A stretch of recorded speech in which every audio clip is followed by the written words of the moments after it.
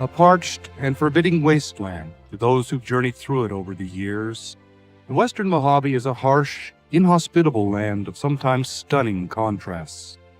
A land of bone-chilling nights and griddle-hot days, of violent dust storms and mesmerizing sunsets. The primitive landscape is dominated by one truly remarkable feature. When she first gazed upon it early in this century, homesteader Jeanette Darr said of it, "I thought it was the jumping-off place of creation, that curiously flat wasteland called Dry Lake." Many years later, however, aviation pioneer General Albert Boyd would call it God's gift to the Air Force. First formed in the Pleistocene epoch, Rogers Dry Lake is one of nature's most unique creations. The flattest and hardest of all natural landforms, its parched clay and silt surface undergoes a timeless cycle of renewal each year, as water from winter storms is swept back and forth by desert winds, smoothing it out to an almost glass-like flatness. Spreading out over 65 square miles, it is the largest geological formation of its kind in the world. The open spaces of the high desert, its isolation, arid climate, the clear blue skies overhead, and, most importantly, the vast expanse of lake bed, were what caught the attention of then Lieutenant Colonel Hap Arnold when in 1933 he was looking about for a bombing and gunnery range for his Marchfield squadrons. Where others had seen a curiously flat wasteland, Hap Arnold saw a natural airfield. In September of that year, a small contingent of troops arrived at the spot then called Muroc and laid out a bombing and gunnery range along the east shore of the lake bed. For the troops who comprised the Muroc Range Maintenance Detachment throughout the 30s, the place had little to offer. Theirs would be a tough, hard-scrabble existence, life in a primitive tent camp community, long days of back-breaking work, with few of the conveniences of civilization, and even fewer diversions to relieve the tedium of their daily routines. Their isolation seemed so complete, in fact, that among locals it came to be known as the Foreign Legion of the Army Air Corps. Their lonely exile was periodically interrupted, however, as flying units came in for training exercises. Among the first to arrive was a young captain named Ira Aker, commander of the 95th Pursuit Squadron, and, a decade later, the entire 8th Air Force. He was followed by countless others, as the remote bombing and gunnery range more than lived up to Hap Arnold's expectations. Indeed, by 1941, Muroc had become a regular stop for the men who'd guide American air power through the perilous times ahead. By that time, though most of the range maintenance detachments still lived in tents, a new, more permanent facility was rising up across the lake bed. And while training exercises proceeded, there were other activities taking place almost unnoticed, which were harbingers of things to come. John Northrup had been flight testing his N1M Jeep, his first true flying wing, at Muroc since 1940. By the late fall of 1941, a primitive sled track had been built on the lake bed, where small, remotely controlled aircraft were being ground tested. Not far away, an exotic-looking, semi-tailless airplane was undergoing taxi tests. The airplane was the Curtiss Wright CW-24B, a full-scale wood and fabric flying mock-up for a proposed interceptor. Now all but forgotten, the CW-24B lifted off from the parched surface of the lake bed for the first time on December 2, 1941, thereby becoming the first of more than 100 airplanes that would complete their maiden flights at this out-of-the-way place on the high deserts. 5 days later, the Japanese attacked Pearl Harbor, and Muroc suddenly erupted with activity as troops and flying units from all over the country hastily assembled there. Barracks, hangars, mess halls, and other facilities, marvels of tar paper wire and wood, as one of the troops called them, went up almost overnight on what became known as South Base. And in July of 1942, Muroc Army Air Base finally became a separate post. Its primary mission was to provide final combat training for fighter and bomber crews, And throughout the war years, thousands of young men would pass through it just prior to overseas deployment. It was at Muroc in 1942, for example, that Lieutenant Colonel Curtis LeMay first assembled and trained his famed 305th Bomb Group, molding it into a legendary fighting unit which set new standards for effectiveness in the mighty 8th Air Force. And it was to Muroc late in the war that by then Major General LeMay would send the cream of his 21st Air Force for B-29 Leap Crew training as they prepared for the final assault on Japan. It was at Muroc these crews perfected their ability to navigate over vast distances and employ their bombing equipment with the kind of pinpoint accuracy which would have such a decisive impact on the outcome of the Pacific War.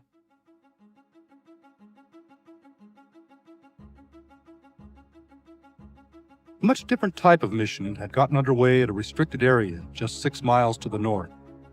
There, at a top-secret test site, the crated pieces of a radically new type of aircraft were unloaded from boxcars on September 19, 1942, and over the next 10 days it was hastily assembled. The airplane was the Bell XP-59A Era Comet, and on October 2nd, Bell test pilot Bob Stanley launched America into the jet age as he lifted off from the lake bed. Testing continued over the next 2 years, and though the P-59 disappointingly lacked the performance of the best prop-driven fighters of the day, it nevertheless represented a start, the first of a long series of airplanes that would make the high desert base synonymous with the turbojet revolution in America. Indeed, the availability of the enormous lake bed made it almost inevitable. The development of the turbojet engine introduced a host of new problems. The new power plants were woefully underpowered, and thus the new jets required exceptionally long takeoff rolls. More critically still, the temperamental engines flamed out, and if pilots couldn't recover from engine stalls, their only hope was close proximity to a spacious airfield where they could attempt dead-stick landings. With miles and miles of available runways extending in every direction, the lake bed offered the most spacious landing field in the world. Throughout the decades ahead, it would be a welcome haven for countless pilots in distress. Thus, while the major training mission continued throughout the war, a growing number of aircraft, conventional airplanes such as the P-38 Lightning and the Lockheed Constellation, unconventional prototypes such as Northrop's XP-56 Black Bullet, purely experimental aircraft such as the N-9M, and the rocket-powered MX-324, and even captured enemy aircraft, such as the ME-163 Comet and the HE-162 Volksjäger, were also undergoing flight test evaluations at the rapidly expanding North Base facility. In January of 1944, a major milestone occurred when a new Lockheed jet-powered prototype, the XP-80, lifted off for its maiden flight, demonstrating the truly remarkable advances that had been made in little more than a year since the XP-59's first flight. This impressive airplane was the prototype for America's first combat-worthy jet fighter, the P-80 Shooting Star. Where the P-59 had been outperformed by prop-driven fighters, the P-80 demonstrated in tests at Muroc that it could successfully attack bomber formations even when outnumbered 6-1 by the very best of the conventional fighters, and it convinced everyone that the Air Force would have to undergo a rapid transition into jet propulsion. The remarkable potential of that transition was underscored in June of 1947, when Colonel Albert Boyd returned the world's speed record to America for the first time in 24 years, as he sped to more than 623 miles per hour over a course above the lake bed in a modified P-80R. It was the first of some 14 world speed records that would be set at the base over the next 18 years. But Boyd and other Air Force officials had set their sights much higher than speed records. As he stood proudly on the ramp that day, he'd already made a decision which would dramatically alter the future course of aviation and indeed aerospace history. For he'd chosen the pilot and test crew who challenged the so-called and much dreaded sound barrier. The X-1 program was the first in a long series of or experimental programs They were designed to prove or disprove concepts, to probe the most challenging unknowns of flight and solve their mysteries. It was conceived in response to a new and terrifying phenomenon which fighter pilots had first encountered during the recent war. Pushing over into steep dives, they found themselves at speeds of 500 miles per hour and into the unknown region of transonic flight, where the effects of compressibility, loss of control, and structurally devastating aerodynamic loads began to take over with often deadly consequences. The new jet engines promised even higher speeds passing through the transonic and even perhaps into the supersonic region. The critical question was, could a piloted airplane be designed and built which could survive in it? The aircraft designed to make the assault was the bullet-shaped, rocket-powered Bell X-1, and the man who would try to fly it through the sonic wall was a young Air Force captain named Chuck Yeager. Assisted by a team from Bell and the NACA, the National Advisory Committee for Aeronautics, he and project engineer Captain Jackie Ridley had a lot on their minds as Yeager edged his way cautiously toward Mach 1 throughout the fall of 1947. Military test pilots at that time didn't get many opportunities to fly such hazardous, experimental programs. Thus he felt he had a lot to prove as the B-29 lifted off for his 9th powered flight on the morning of October 14th.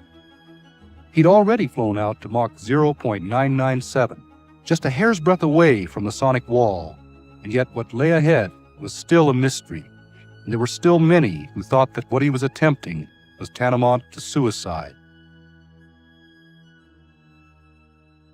At 20,000 feet, the X-1 was released. Igniting the chambers of his rocket engine, Yeager began to climb. Then, at 43,000 feet, the X-1 shot through the sound barrier and remained supersonic for about 20 seconds. The sharp double crack of his sonic boom that morning signaled the dawn of a remarkable era during which a high desert outpost called Muroc would become identified with the most daring concepts in aviation. And it triggered a series of events which would ultimately vault man beyond the atmosphere and into space. But first, the remarkable potential of the turbojet engine had to be realized, and there were perplexing challenges to be overcome before that could happen. Not only were the early engines underpowered, they also consumed enormous quantities of fuel, and this severely limited range capability. Turboprops offered an attractive alternative, but the XP-81's performance simply couldn't match that promised by pure jet configurations. The XF-85 embodied the so-called parasite concept.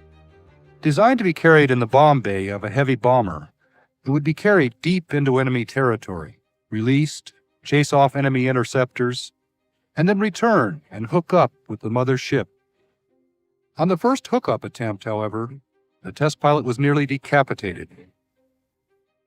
And though a successful hookup was ultimately accomplished, the idea wasn't really practical. Another solution was to build big fighters, which could carry vast quantities of fuel. But this was a self-defeating solution, producing increased weight and drag, which imposed unacceptable performance penalties. Thus, most of the long procession of fighter prototypes that were put through their paces at Muroc during the post-war years represented little more than transitional designs, as engine designers tried to build more powerful and fuel-efficient engines, and aircraft designers struggled to develop airframes that could optimize their potential. Most of the new prototypes were overweight, underpowered, and during a time of dramatic technological breakthroughs, already obsolete compared to new designs then coming off the drawing boards. The North American XF-86 was by far the most successful of these transitional designs. The first American jet to employ swept wings to delay the onset of compressibility and enhance high-speed maneuverability, it was already diving to supersonic speeds just 6 months after it first flew in October of 1947. And it went on to enjoy a better than 10-to-1 kill ratio against enemy fighters in hostile skies over Korea. Post-war bomber development ran into many of the same problems encountered by the fighter programs. Most of the new prototype bombers on the ramp at Muroc represented early attempts to blend the new turbojet technology with conventional aerodynamic designs. In fact, America's first jet bomber, the Douglas XB-43, resulted from a simple, straightforward modification of the piston-engined XB-42. Graceful and streamlined, the XB-46 was already considered obsolete when it arrived at Muroc at the end of its first flight in April of 1947. And the robust B-45, though it went into operational service, was, from the very outset, never intended to serve as anything more than an interim bomber. As with the fighters, first true advance came with the introduction of swept wings on Boeing's B-47. Capable of speeds in excess of 600 miles per hour, this airplane was developed into the thoroughbred of the Air Force's post-war bomber fleet. The most radical design by far, however, was Northrop's Mammoth flying wing.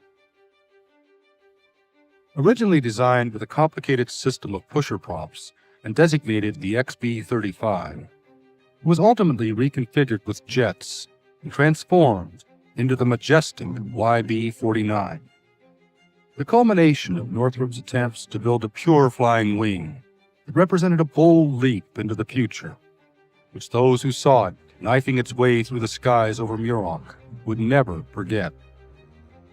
One of its test pilots was a young Californian named Captain Glenn Edwards.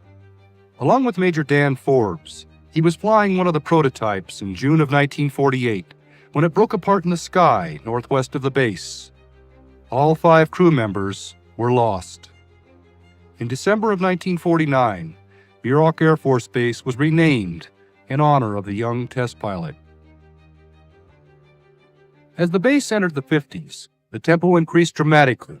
A wide variety of new types and models of aircraft appeared on the flight line every year, as Edwards became known as the place where the rubber meets the ramp.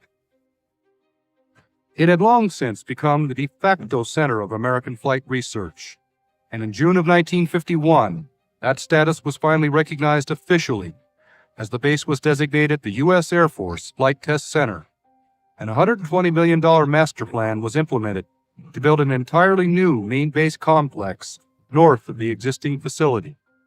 But the mission went far beyond flight testing.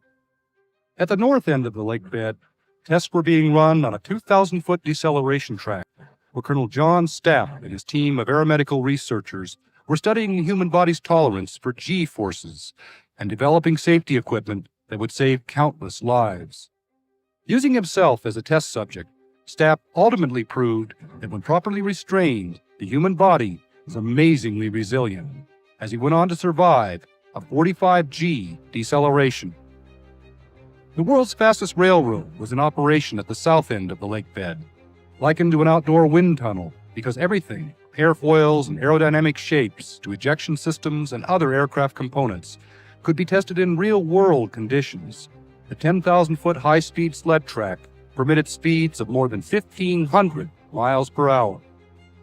While the rocket sled blistered across the flatlands below, another, much different enterprise was getting underway, high on a granite ridge overlooking the lake bed. At the Air Force's captive missile test site, the ground quaked to the massive roar of the rocket engines that would begin to launch America into the space age. Back in the 30s and 40s, men had come to Muroc to train for combat. In the early 50s, they started coming to train as test pilots. By the time the Air Force's Experimental Test Pilot School moved from Wright-Patterson Air Force Base to Edwards in 1951, the role of the test pilot had undergone a radical change from the pre-jet era. The job had always required exceptional precision flying skills, keen powers of observation, coolness under pressure, and the ability to fly a mission exactly as planned. But the young pilots of the 50s faced a much more complex situation. The arrival of the jet engine, along with an incredible proliferation of onboard systems, had greatly magnified the difficulties inherent in the job. In addition to new problems of stability and control, the high-speed envelope left a much smaller margin for error. The amount of time in which to make critical decisions was dramatically compressed, and the ever-increasing complexity of the aircraft gave test pilots a lot more to think about. Thus, in addition to exceptional flying skills, applicants to the school now had to have solid engineering backgrounds. And once they entered, they were subjected to an increasingly rigorous academic curriculum before they got the opportunity to learn the intricacies of performance testing, where they had to learn to control airspeed to the nearest knot and hold their altitude at extraordinarily precise levels, to define how far, how fast, and how efficiently an airplane could fly. They went on to learn how to evaluate the subtle nuances of aircraft stability and control, and the often breathtaking intangibles of spin testing, where they had to learn the art of dispassionate data collection while gyrating and plummeting toward an onrushing lake bed. There was no dearth of qualified applicants, because by the early 50s, a whole mystique had grown up about Edwards. It had become a mecca for the very best. Men like Yeager, Tony LeVere, Bob Hoover, Bill Bridgman, Scott Crossfield, Pete Everest, and Fitz Fulton. In an age fascinated by higher, faster, farther, these men won worldwide acclaim. A great many others, who also, day after day, rode on the cutting edge of calamity, didn't. But they came nevertheless, because if it was new, if it was fast, if it was unconventional, it was at Edwards, and it was there that they could pit their skills against the very best among their peers. Then as now, test pilots were intensely competitive. If not always cocky, they were supremely self-confident. They had to be. And they were courageous. They were also disciplined and cautious, always methodically calculating the odds. They were not careless. They couldn't afford to be. There wasn't any margin for error in their business. Knowledge and careful preparation were survival tools. The popular image of the devil-may-care test pilot, raising hell all night and breaking records the next morning, was largely a fiction of tabloid journalism. As Chuck Yeager once so aptly put it, "You can't hoot with the owls all night and fly with the eagles all day. It just don't work that way." But competitive? Yes. By late 1953, the NACA's Scott Crossfield had already taken the Navy's D-558 Phase 2 Douglas skyrocket out to Mach 1.96. Pretty good for an airplane which hadn't been designed to fly that fast. But he wanted that next magic number, Mach 2, and he knew that just down the flight line, Yeager was preparing to fly the X-1A, which had been designed to easily exceed that speed.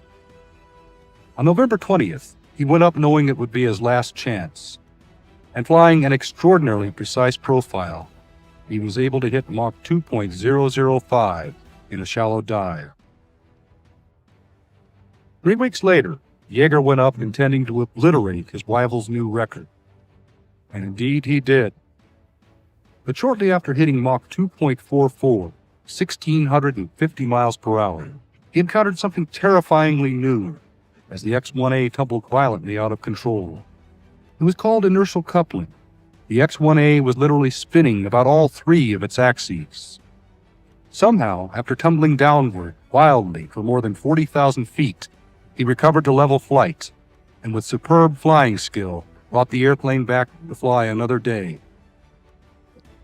And just 8 months later, Major Kit Murray flew it up above 90,000 feet. Their records would stand for less than 3 years. By July of 1956, Lieutenant Colonel Pete Everest had flown the Bell X-2 all the way out to Mach 2.87, where he began to encounter the effects of aerodynamic heating. But he warned of serious stability problems at that speed. Then, in early September, Captain Ivan Kinchlow claimed a new altitude mark as he climbed above 126,000 feet. 3 weeks later, on his first flight in a rocket airplane, Captain Mel App took it up for an assault on Mach 3. He sped to Mach 3.2 that day, more than 2,000 miles per hour, and became the fastest man alive, but only for brief moments. Shortly after hitting top speed, the X-2 spun violently out of control. Bitten, like Jaeger, by inertial coupling, App struggled gamely to recover the craft. His efforts were in vain. Mach 3 had been conquered, but at a terrible price. Not all of the research involved rocket planes. The Air Force, along with the NACA, conducted a whole series of programs with exotic research vehicles. The XF-92A demonstrated the feasibility of the delta wing and introduced pilots to the touchiness of hydraulically boosted, irreversible flight controls. The needle-nose X-3 Flying Stiletto was ultimately used to explore the problem of high-speed instability. The X-4 Bantam studied the transonic flying qualities of a swept-wing, semi-tailless design. The X-5 demonstrated the performance advantages to be gained by sweeping the wings forward and aft in flight, a concept that would later bear fruit in the design of several frontline combat aircraft. And the unmanned Mach 2 X-10 laid the foundation for remote control of a variety of high-performance air vehicles. Runway vulnerability had long been a major concern. Project Zelmo, for zero-length launch and matte landing, was one of the solutions posed to deal with it. The Zell part proved feasible. Strap a rocket booster on the belly of an F-84, ignite it, and 2.5 seconds later, you're safely airborne. But the MAL part proved just a little more difficult. Zelmo was not the answer. What was needed were true VTOL, or vertical takeoff and landing airplanes. Powered by counter-rotating props, the XF-V1 was supposed to take off or land vertically and transition to conventional flight. Though capable of in-flight transitions, it never achieved either a vertical takeoff or landing. But the jet-powered X-13 Vertijet successfully demonstrated both. And by proving that VTOL flight was possible on jet thrust alone, it opened up a whole new arena of flight. All of the esoteric data from the research programs was applied to the development of new operational designs, and the 50s finally saw the culmination of the turbojet revolution with the development of aircraft which embodied a mature blending of efficient turbojet propulsion and streamlined aerodynamic design. This was nowhere more evident than with the arrival of the famous Century series of truly supersonic fighters. The F-100 Super Sabre, the F-101 Voodoo, the 102 Delta Dagger, the Mach 2 F-104 Starfighter,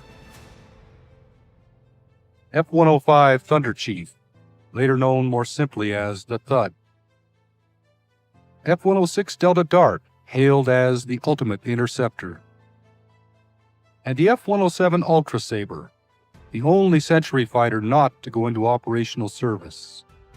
These truly spectacular airplanes defined the basic speed and altitude envelopes for fighters for the rest of the century. And yet each of them also arrived at Edwards with critical flaws, which required years of patient effort to eliminate.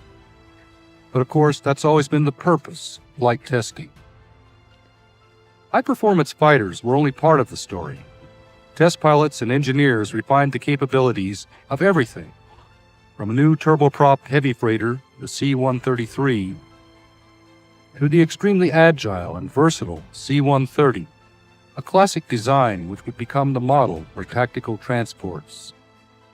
And the first jet-powered tanker, the KC-135, which would remain in service until well into the next century, as well as a new, truly intercontinental strategic bomber, the YB-52, which would provide the safety net of nuclear deterrence for more than a generation.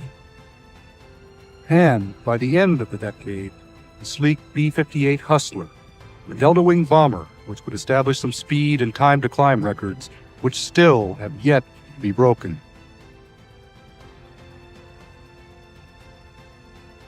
As the 60s opened, a group of pilots were undergoing zero-G and other types of training at Edwards. They'd go on to win celebrity status as the Mercury astronauts. They were the first of 3 groups of astronauts whose exploits would remain front-page news as they were catapulted into space in cone-shaped capsules. But there was another group of pilots at Edwards who'd make the journey by much different means, in a rocket-powered airplane, North American X-15. As the decade opened, Scott Crossfield, who'd helped design the airplane, was completing its flight worthiness demonstration in preparation for the combined Air Force, NASA, and Navy program, which would probe the unknowns of hypersonic and near-space flight. Then, within the brief span of 8 months in 1961, the X-15's awesome potential was finally unleashed, as it became the first aircraft to exceed Mach 4, 5, and 6. The pilot who made each of those flights, Major Robert M. White, was also the first to fly it in space, as he climbed above 300,000 feet the following year. And in August of 1963, NASA's Joe Walker took it all the way up to 354,000 feet, 67 miles above the Earth's surface, a record which still stands. 12 men flew the X-15. 8 of them became astronauts by flying an airplane through space. And one of them would go on to become the first man to set foot on the moon. But the program wasn't free of incident.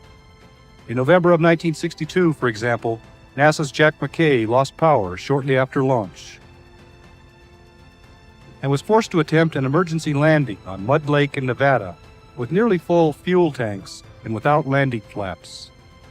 At touchdown, the left gear failed.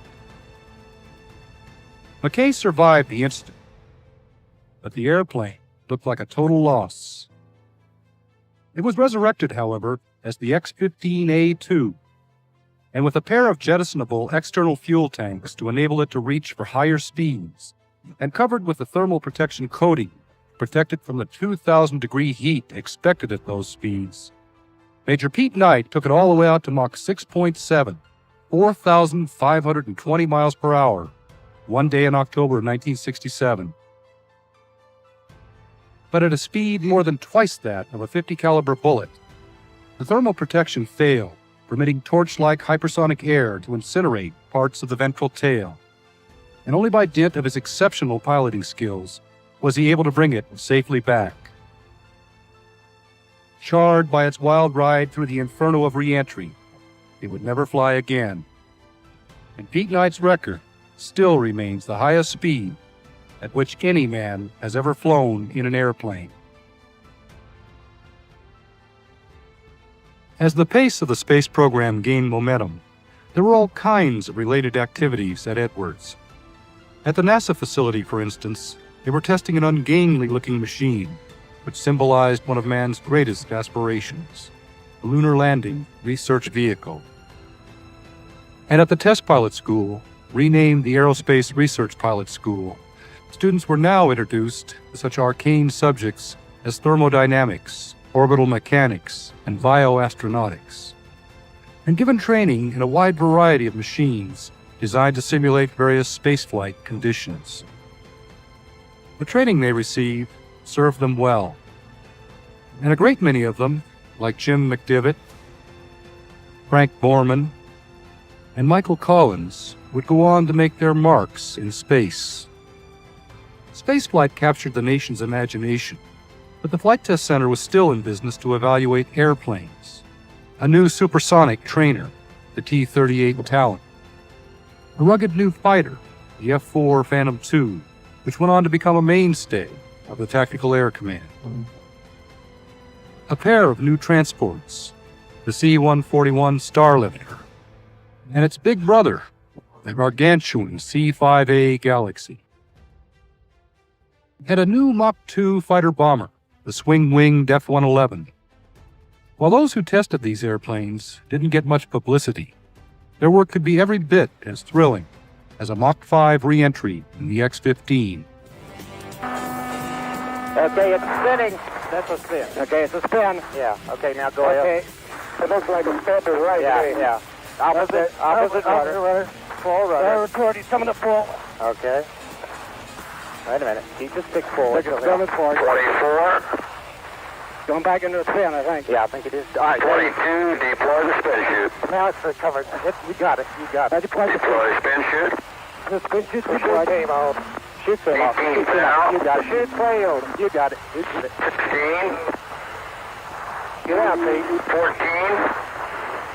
Eject.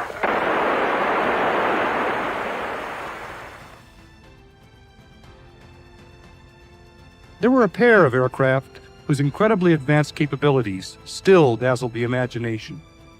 The mammoth 500,000-pound XB-70 Valkyrie was almost routine, flown at Mach 3 speeds and altitudes of 70,000 feet. More impressive still was the mysterious YF-12 Blackbird.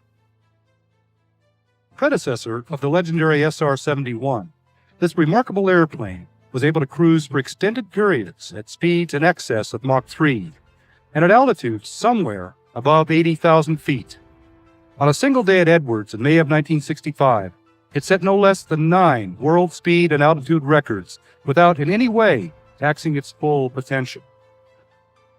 While some pilots cruised along at better than 2,000 miles per hour, others explored the concept of laminar flow control, the elimination of drag-inducing boundary layer turbulence over the wings of the X-21A. And still others continued to study VTOL flight. The experimental X-18 tilt-wing aircraft spawned the much more ambitious XC-142. Pilots could transition its entire wing and engine assembly to the vertical for takeoff, and then to the horizontal for conventional flight.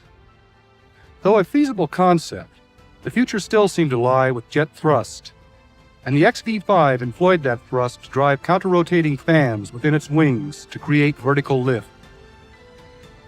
More radical still, the XV-6A Kestrel relied upon vector thrust, provided by its powerful turbofan engine and channeled through rotating nozzles. The technology so ably demonstrated by this experimental airplane would be applied directly to the design of the successful Harrier and AV-8 combat aircraft of today. It was called the Flying Bathtub. Fabricated from steel tubing and plywood, the M2F-1 was the first in a series of curious-looking, wingless craft that descended to landings on Rogers Dry Lake from the mid-60s through the early 70s. They were called lifting bodies, and subsequent designs, such as the M2F2, HL-10, X-24A, and X-24B, were all metal and rocket-powered. They were used to determine whether or not, through the use of energy management techniques, these low-lift-to-drag shapes could make precision landings after high-speed, unpowered, gliding descents from high altitudes. The descents in these craft, NASA's Milt Thompson noted, were so rapid that the lake bed rushes up towards you like a straight arm from a fullback. Nevertheless, they demonstrated that they could indeed make precision landings, even on concrete runways, with remarkable touchdown accuracies. And in doing so, they made a signal contribution to the American space effort because they validated the approach and landing techniques that would later be employed by the first true spaceships, the Space Shuttle.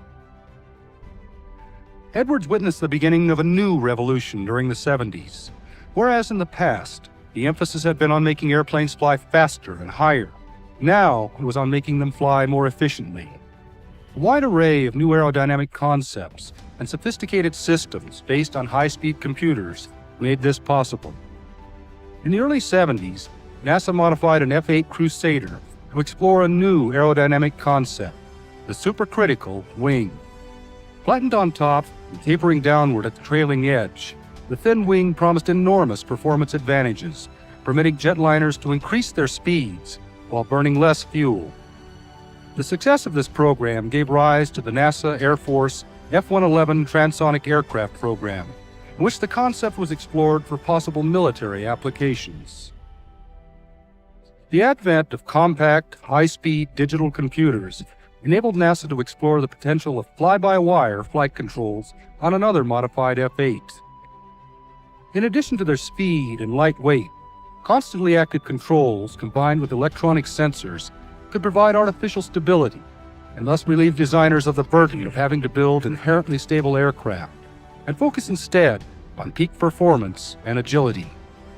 The Air Force went on to pursue the logic of the electronics revolution with the Digitac A-7 aircraft, which provided the pilot with selectable control modes, each of them tailored to optimize the craft's tracking and handling qualities for a specific weapons delivery task, such as bombing, or air-to-air, or air-to-ground gunnery.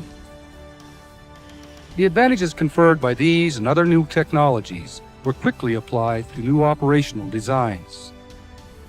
The YF-16 Fighting Falcon, for example, was the first to employ digital fly-by-wire, which permitted it to be inherently unstable and thus far more responsive and agile than any other fighter of its generation.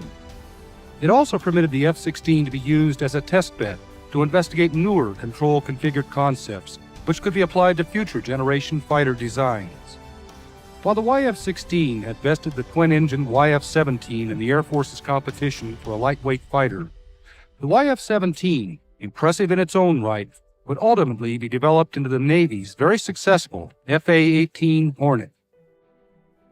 Dramatic breakthroughs in metallurgy and propulsion technology permitted the new F-15 Eagle to be configured with engines whose thrust, for the first time, exceeded the aircraft's weight.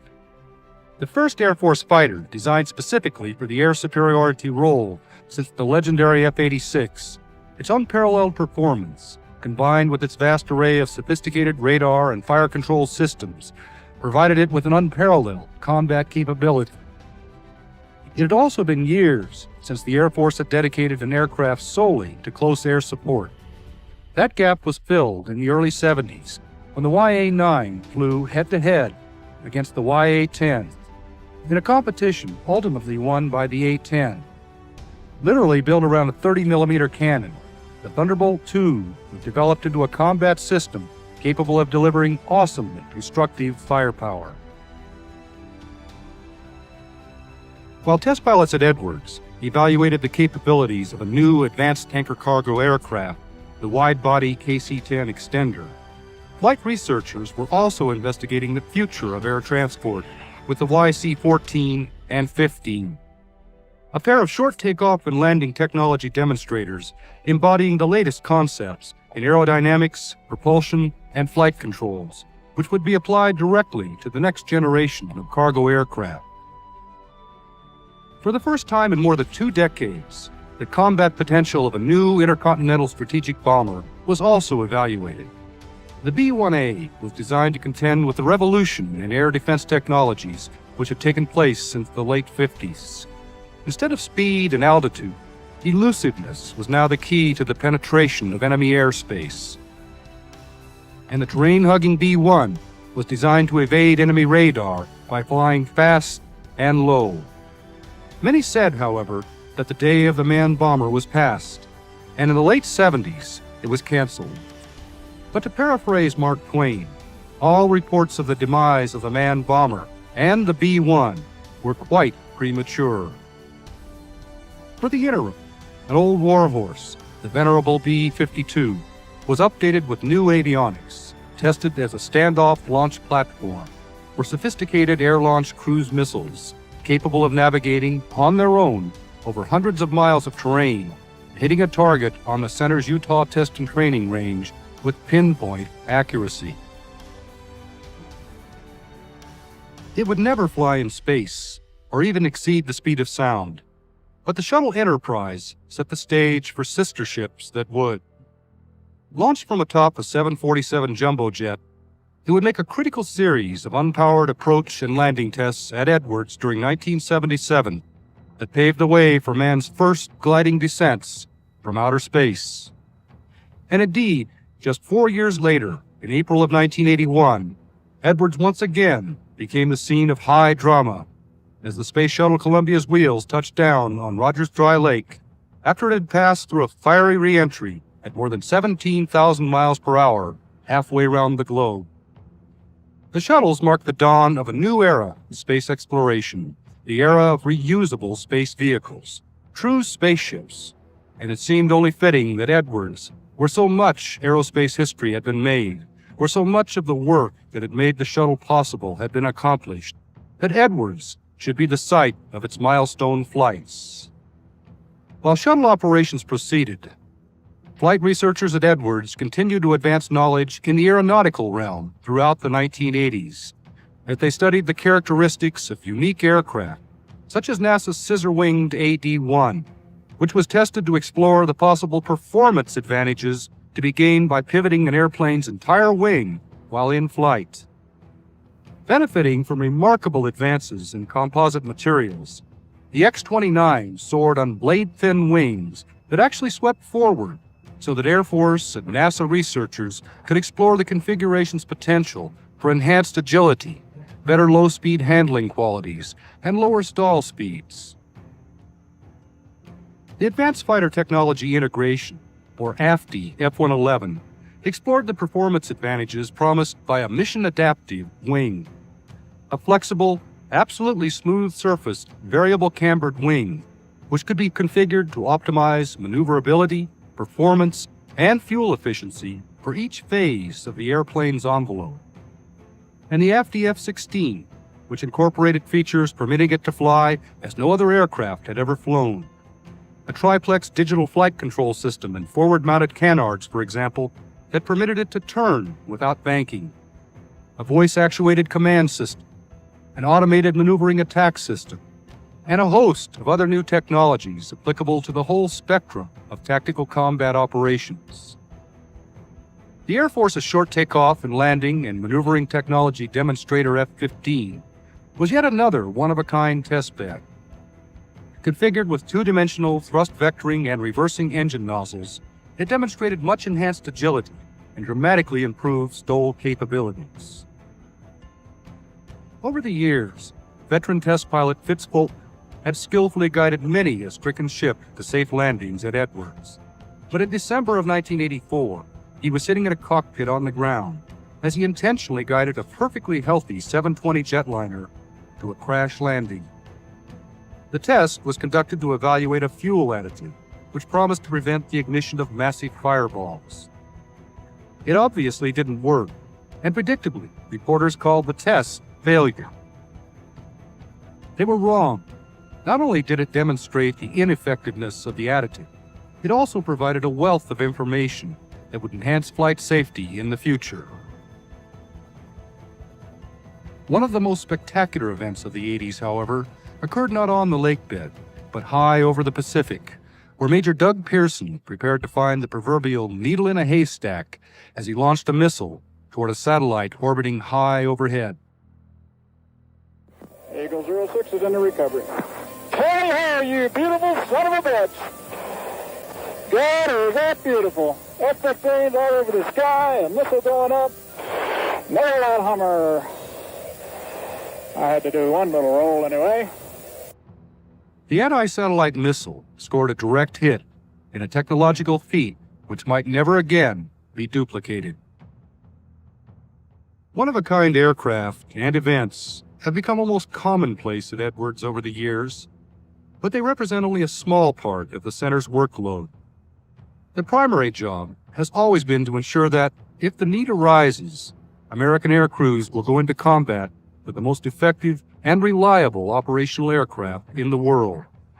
And it continued to meet this challenge as the capabilities of existing systems were refined and expanded, and as dynamic new capabilities, such as the Lantern system, were added.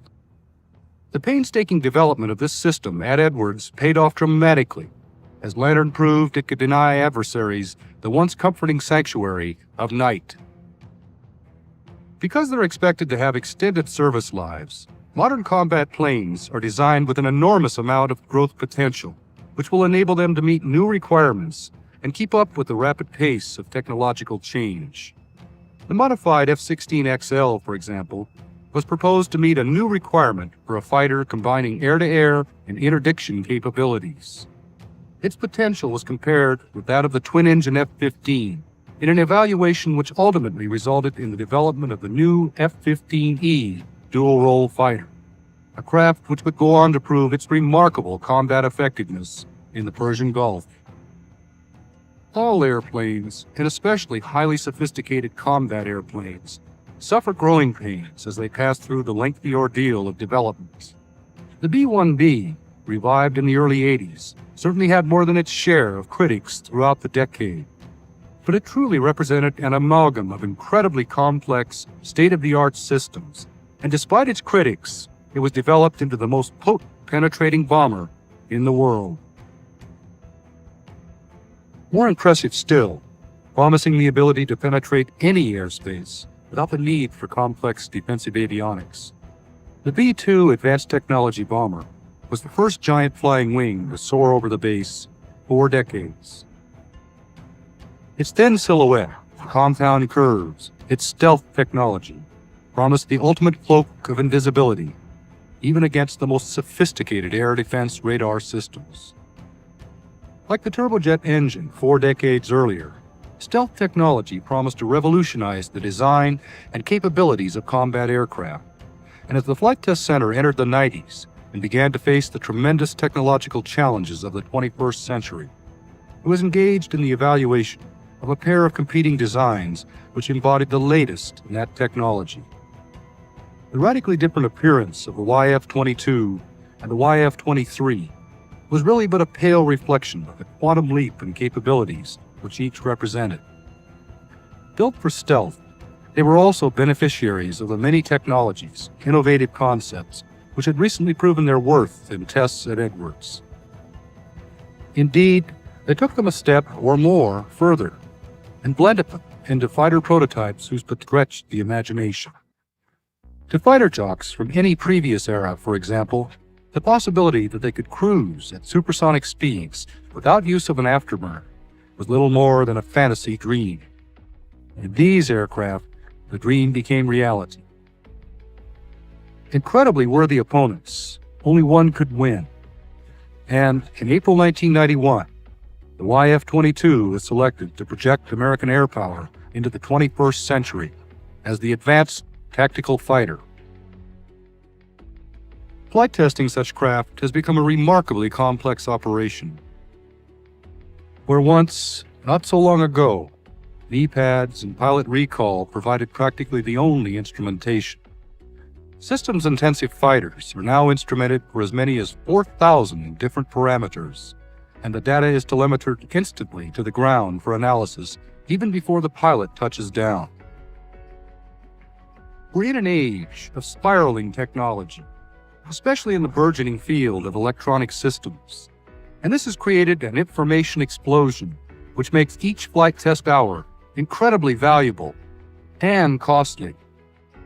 To reduce those costs, the Flight Test Center has built up an impressive ground test capability in recent years, the largest anechoic chamber in the nation, a neighboring facility for integrated avionics testing, and a test and evaluation mission simulator.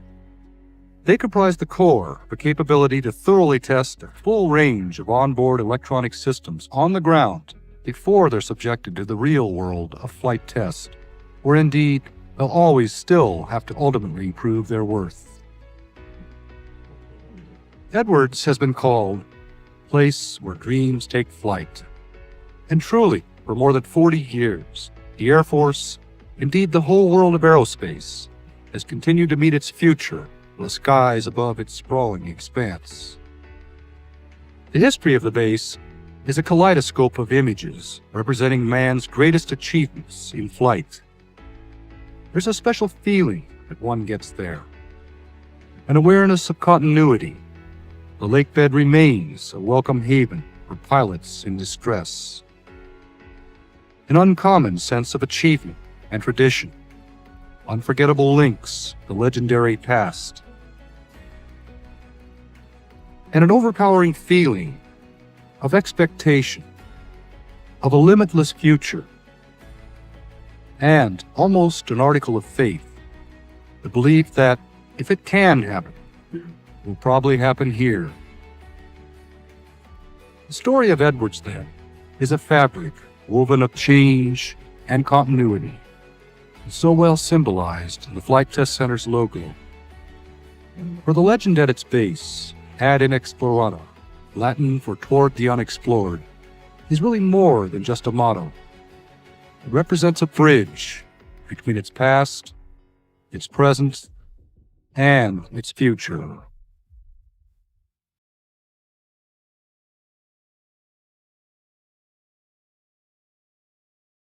The X-15, designed to be purely and simply a research vehicle to provide aerodynamic, flight dynamic, and structural response data for use in the development of future manned hypersonic vehicles such as the Space Shuttle. No hypersonic wind tunnels, past or present, can provide accurate data for the design of a full-scale hypersonic airplane. The frontiers of flight today are the same as they were in the 1950s, the exploration of hypersonic flight. The X-15 will ultimately be viewed as the Wright Flyer of hypersonic airplanes.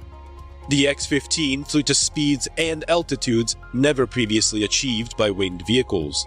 On the crisp, clear morning of November 9, 1961, a prospector working any of the many small mining claims in the bleak country around Mott Lake would have noticed a telltale broad white contrail signaling the approach of a strange formation of aircraft.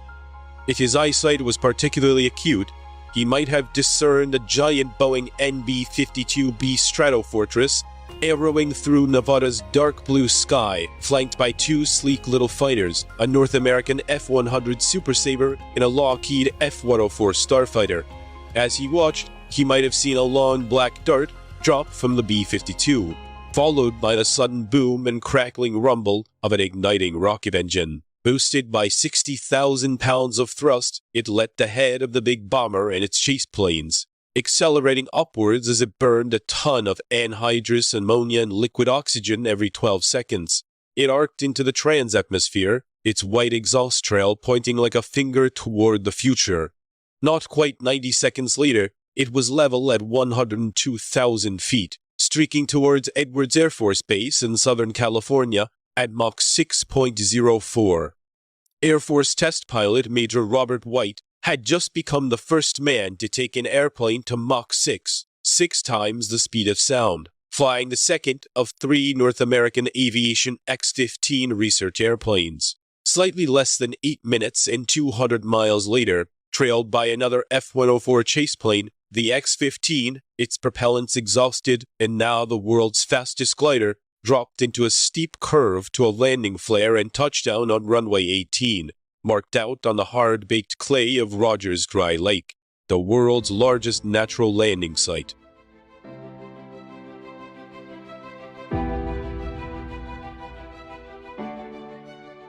The X-15 program was a natural outgrowth of progression of aviation since the time of the Wrights. The biplane had given way to the streamlined monoplane, and by the late 1930s, the first experimental jet engines had appeared, promising an era of high-speed flight.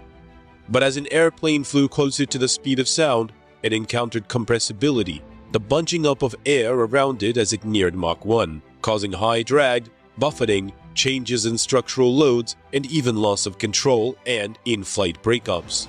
For more than a decade, until Chuck Yeager flew the first Bell XS-1, later X-1, to Mach 1.06 in October of 1947, it seemed that the speed of sound might indeed be a barrier to the future flight. Afterward, aviation accelerated rapidly into the supersonic era. Mach 2 fell to Scott Crossfield and the second Douglas D-558-2 skyrocket in November 1953, and Mach 3 to Captain Milburn Apt and the first Bell X-2 in September 1956. Though tragically, he perished when the plane went out of control during its return to Edwards. By the time of Apt's death, the X-15 program was well underway.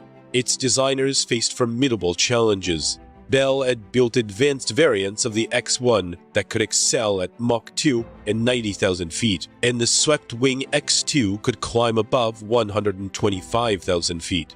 Both hinted at control challenges the X-15 would face. In 1956, when test pilot Captain Ivan C. Kinch coasted to above 126,000 feet, his X-2 was like an artillery shell following a ballistic parabola. Near the top of its climb, as the plane decelerated after its rocket engine ran out of propellant, its ailerons, elevators, and rudder were useless due to the very low dynamic pressure encountered as it passed through the upper atmosphere. The X-2 began a slow left roll, arced over the top of its ballistic parabola, and, As its speed and consequently dynamic pressure increased in the lower atmosphere, its flight controls regained their effectiveness, and Kinchlow was able to guide it back to a safe landing on Edwards Broad Lake bed. Clearly, flying above 100,000 feet, future rocket planes would require reaction controls, small jet thrusters such as those employed on the first manned spacecraft, in addition to conventional aerodynamic control surfaces.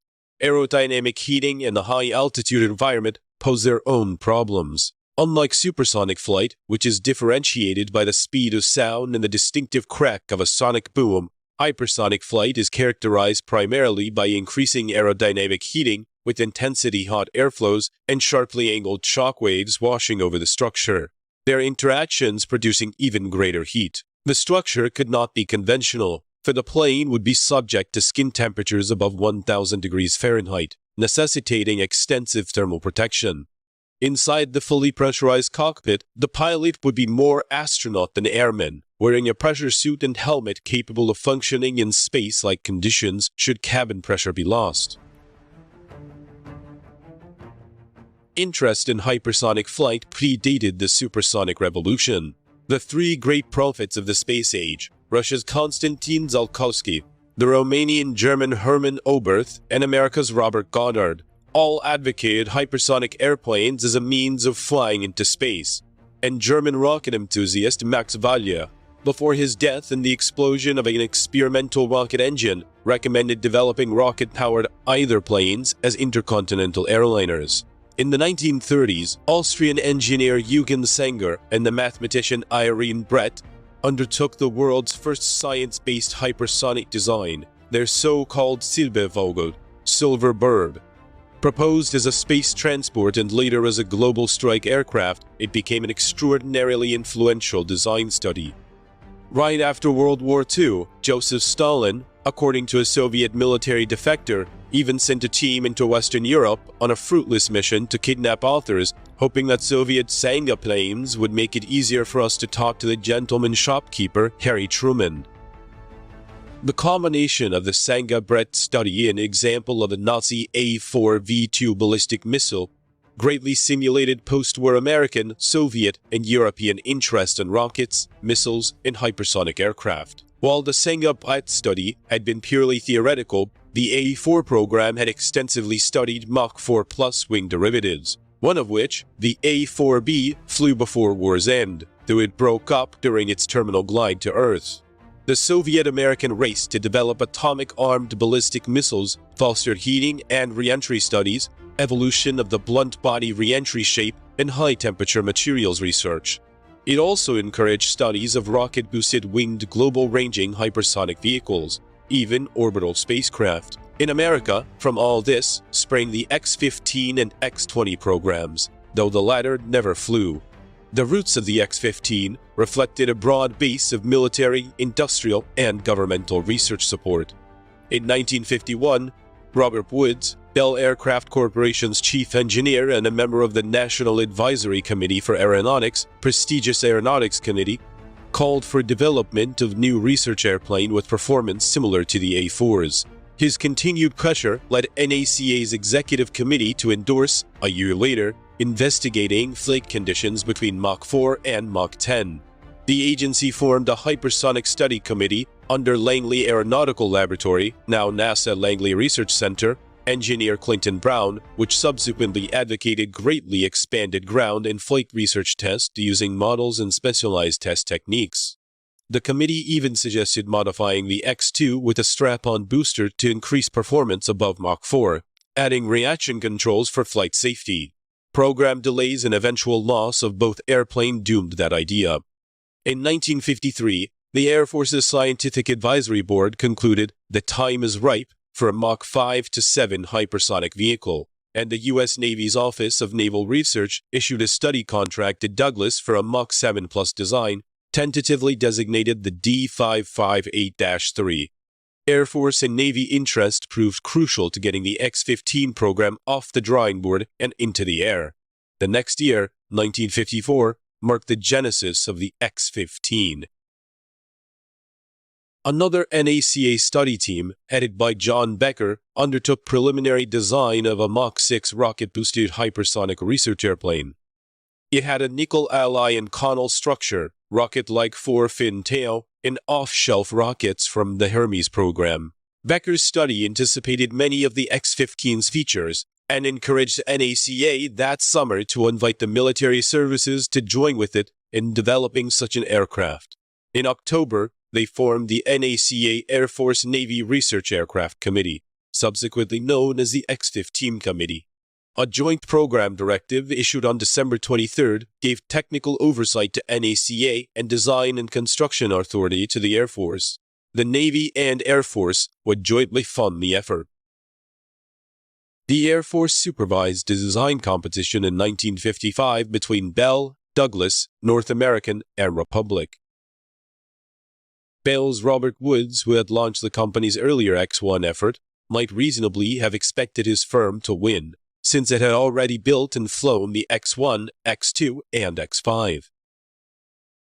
Douglas's Ed Heinemann, with his D-55-8 Skystreak and Skyrocket, plus the D-55-3 study, might have as well.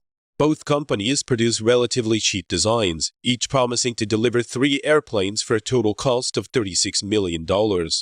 Harrison's Stormy Storms, a veteran of North American's many fighter programs, led the design team that drafted his firm's entry at an estimated $56 million, the most expensive proposal. But both Bell and Douglas's designs were considered too technically risky, and Republic's, which was technically insufficient and also more costly than the Bell and Douglas proposals, came in last. Accordingly, despite the huge cost disparity, the Air Force notified North American on September 30th that it had won the competition. On June 11, 1956, after final negotiations, North American received a $42.9 million contract, about $349 million today, for the 3 X-15s. 3 months later, Reaction Motors Incorporated was awarded with a $10.7 million contract for their engines. The X-15 program involved far more than simply designing a new airplane, however novel it might be. Its rocket engine, pilot protection system, environmental controls and flight control system, as well as its flight test range, posed complex challenges. The X-15's XLR-99 engine, more than 3 times as powerful as the X-2s and 8 times as powerful as the X-1s, proved particularly risky. Developed by New Jersey-based Reaction Motors, the XLR-99 was based on the earlier XLR-30, used in the Navy's Viking high-altitude rocket program. Any hopes that the Viking experience would help with its design proved illusory. Unlike the XLR-30, which burned diluted alcohol and liquid oxygen, the 57,000-pound thrust XLR-99 burned 1,445 gallons of more explosive anhydrous ammonia and 1,000 gallons of IOX. More significant, however, Tycol had to man-rate the engine, i.e., make it safe enough for operation in a piloted airplane, capable of repeated use, and both throttleable and restartable in flight.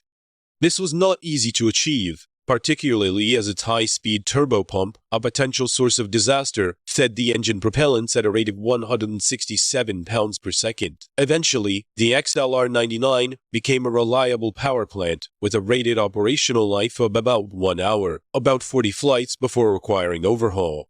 Such reliability came at a price for a far longer than anticipated development period, compelling North American to complete the first 2 X-15s with older XLR-11 engines for their proving flights. The X-15 required a complex flight control system, a conventional fighter-like stick controlled an all-moving tail that furnished pitch and roll control, but was used only during approach and landing. During high-G acceleration, climb, and re-entry, the pilot relied on a side-stick controller, a reaction control system operating small hydrogen peroxide jet thrusters located in the nose and wings, furnished pitch, roll, and yaw inputs at high altitudes, where conventional controls were ineffective. Eventually, the third X-15s flew with an adaptive flight control system that automatically compensated for changing dynamic pressure, blending the reactor control system with the conventional aerodynamic controls. Since the X-15 was technically a boost glider, once it exhausted its propellants, the pilot had to carefully manage his energy to ensure he could reach Rogers Dry Lake. To help him in doing this, the X-15 would always be flown so that it had excess energy at burnout, which the pilot could use as bleed-off using large pedal-like speed brakes installed in the side of a massive dorsal and ventral fins. Unlike earlier rocket-powered aircraft that flew near Edwards AFB, the X-15 demanded a special flight test corridor, dubbed the High Range, running roughly 480 miles from Wendover, Utah, southwest to Edwards. Crossing multiple mountain ranges in the stark southwestern desert, the High Range was itself a notable technical accomplishment, foreshadowing the manned spacecraft tracking network NASA established for Project Mercury several years later. NASA furnished 2 tracking stations at Ely and Beatty, Nevada, as well as at Edwards. Furthermore, unlike research airplanes, the X-15 required a complex flight simulator to train pilots and undertake mission planning and rehearsal. The simulator was updated using data required during X-15 flights, with pilots typically spending 40 to 50 hours in it before undertaking the 10 to 12-minute flight. When the program commenced, it was hoped the X-15 might be flying by the end of 1957. Due to the complexity of its design and technical challenges involved, however, test flights did not begin until 1959. In the interim, NASA and the Air Force supported the X-15 development effort with extensive wind tunnel and free-flight ballistic tunnel testing, evaluated reaction controls on ground simulator rigs and on modified research airplanes including the Bell X-1B and F-104, and undertook extensive simulation studies to prepare for the crucial challenges faced by a hypersonic rocket plane having, for its first time, the lowest lift-to-drag ratio ever flown on a piloted aircraft.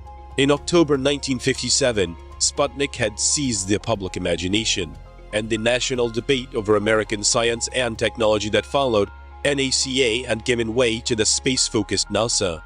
Now the X-15 took on greater urgency and visibility as a symbol of America's progression into space. Vice President Richard Nixon presided over its rollout at North American's Los Angeles facility on October 15, 1958, a year after the Soviet satellite ushered in the new space age.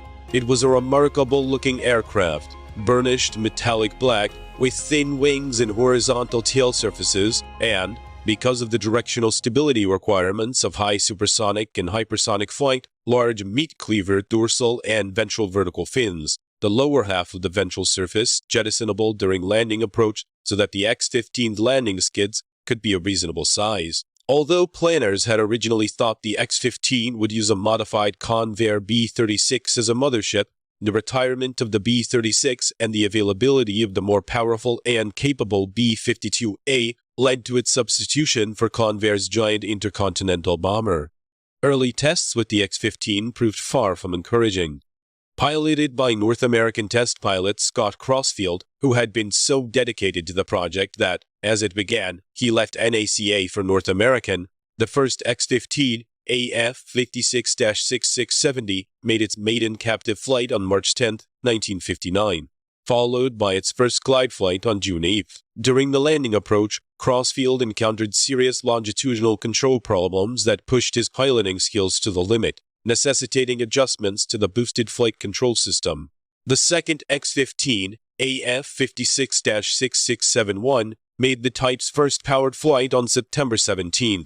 Propelled by 2 XLR-11 engines, it reached Mach 2.11 at 52,341 feet. He completed another powered flight into Mach 2.15 a month later, but then, on November 5th, disaster struck when an engine fire forced an emergency landing on Rosamond Dry Lake, during which 6,671 broke its back. While the second X-15 returned to North American for repairs and installation of its XLR-99, proving flights continued through 1960, with 670 still equipped with its interim XLR-11s.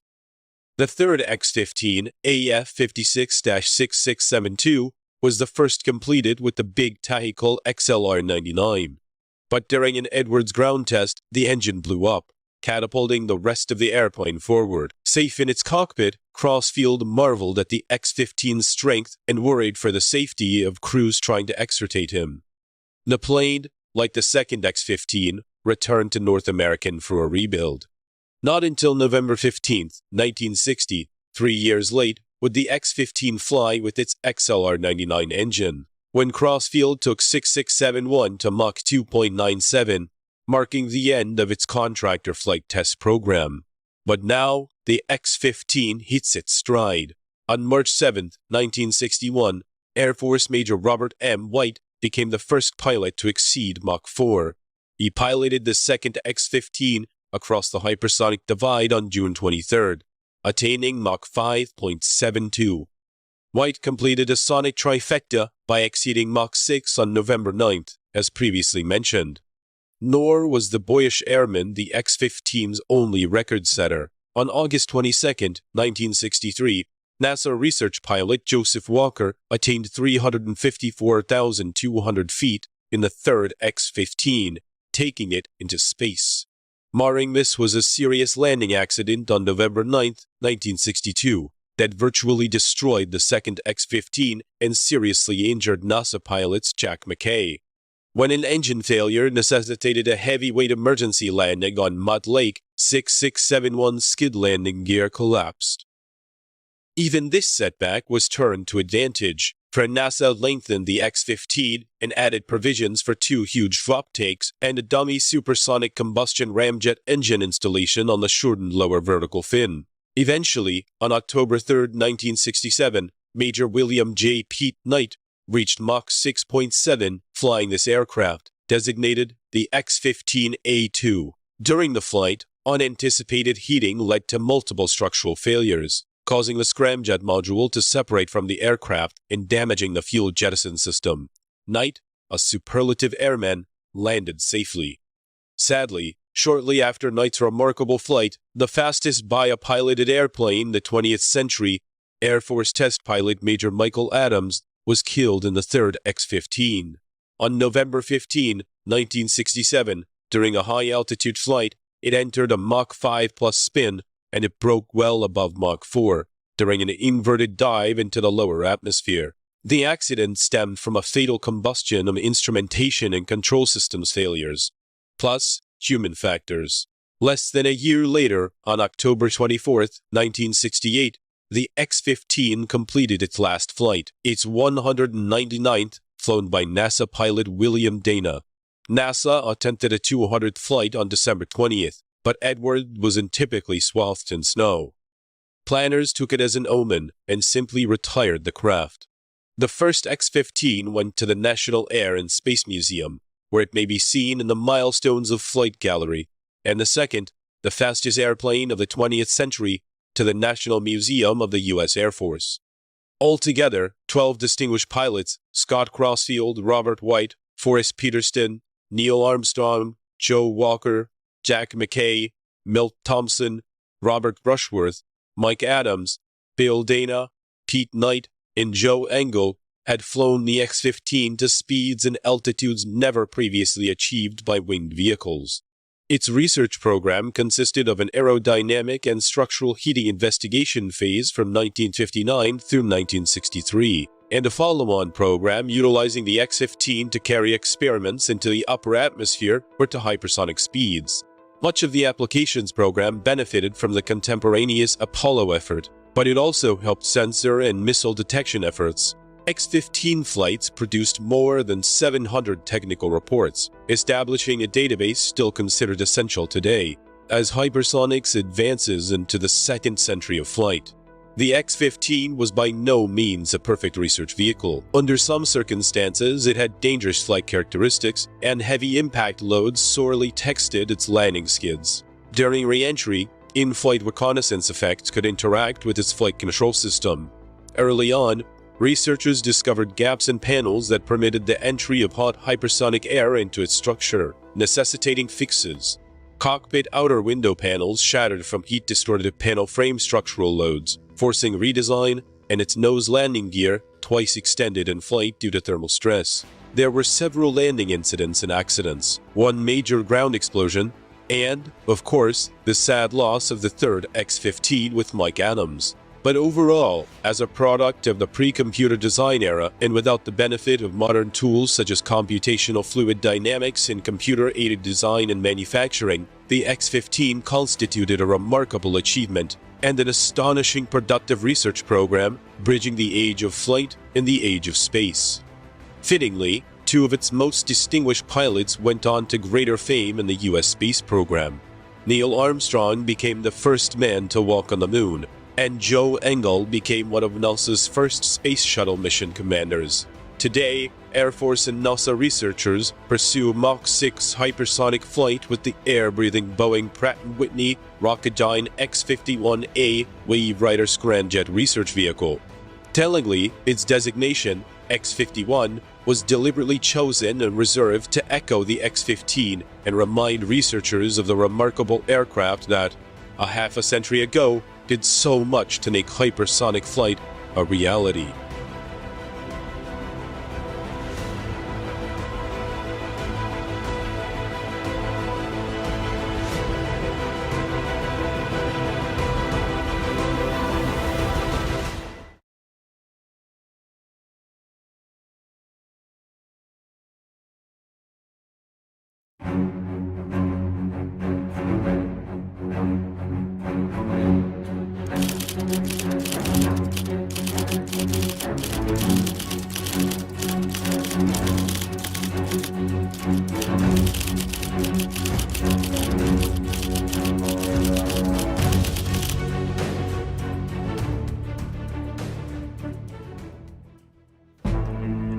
He decided he wanted to design aircraft when he was 12 years old after reading Tom Swift and his airplane. He designed his first plane before he'd ever seen one in person.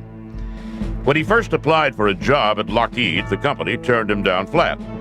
He got his master's degree in aeronautical engineering and returned and was rewarded for his persistence with an $83 a month job as a tool designer.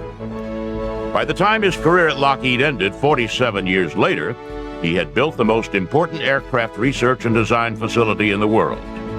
There, in Lockheed's legendary Skunk Works, he and the team he led revolutionized aviation. For 30 years, it was impossible to see a significant display of American aircraft without seeing something Kelly Johnson had designed.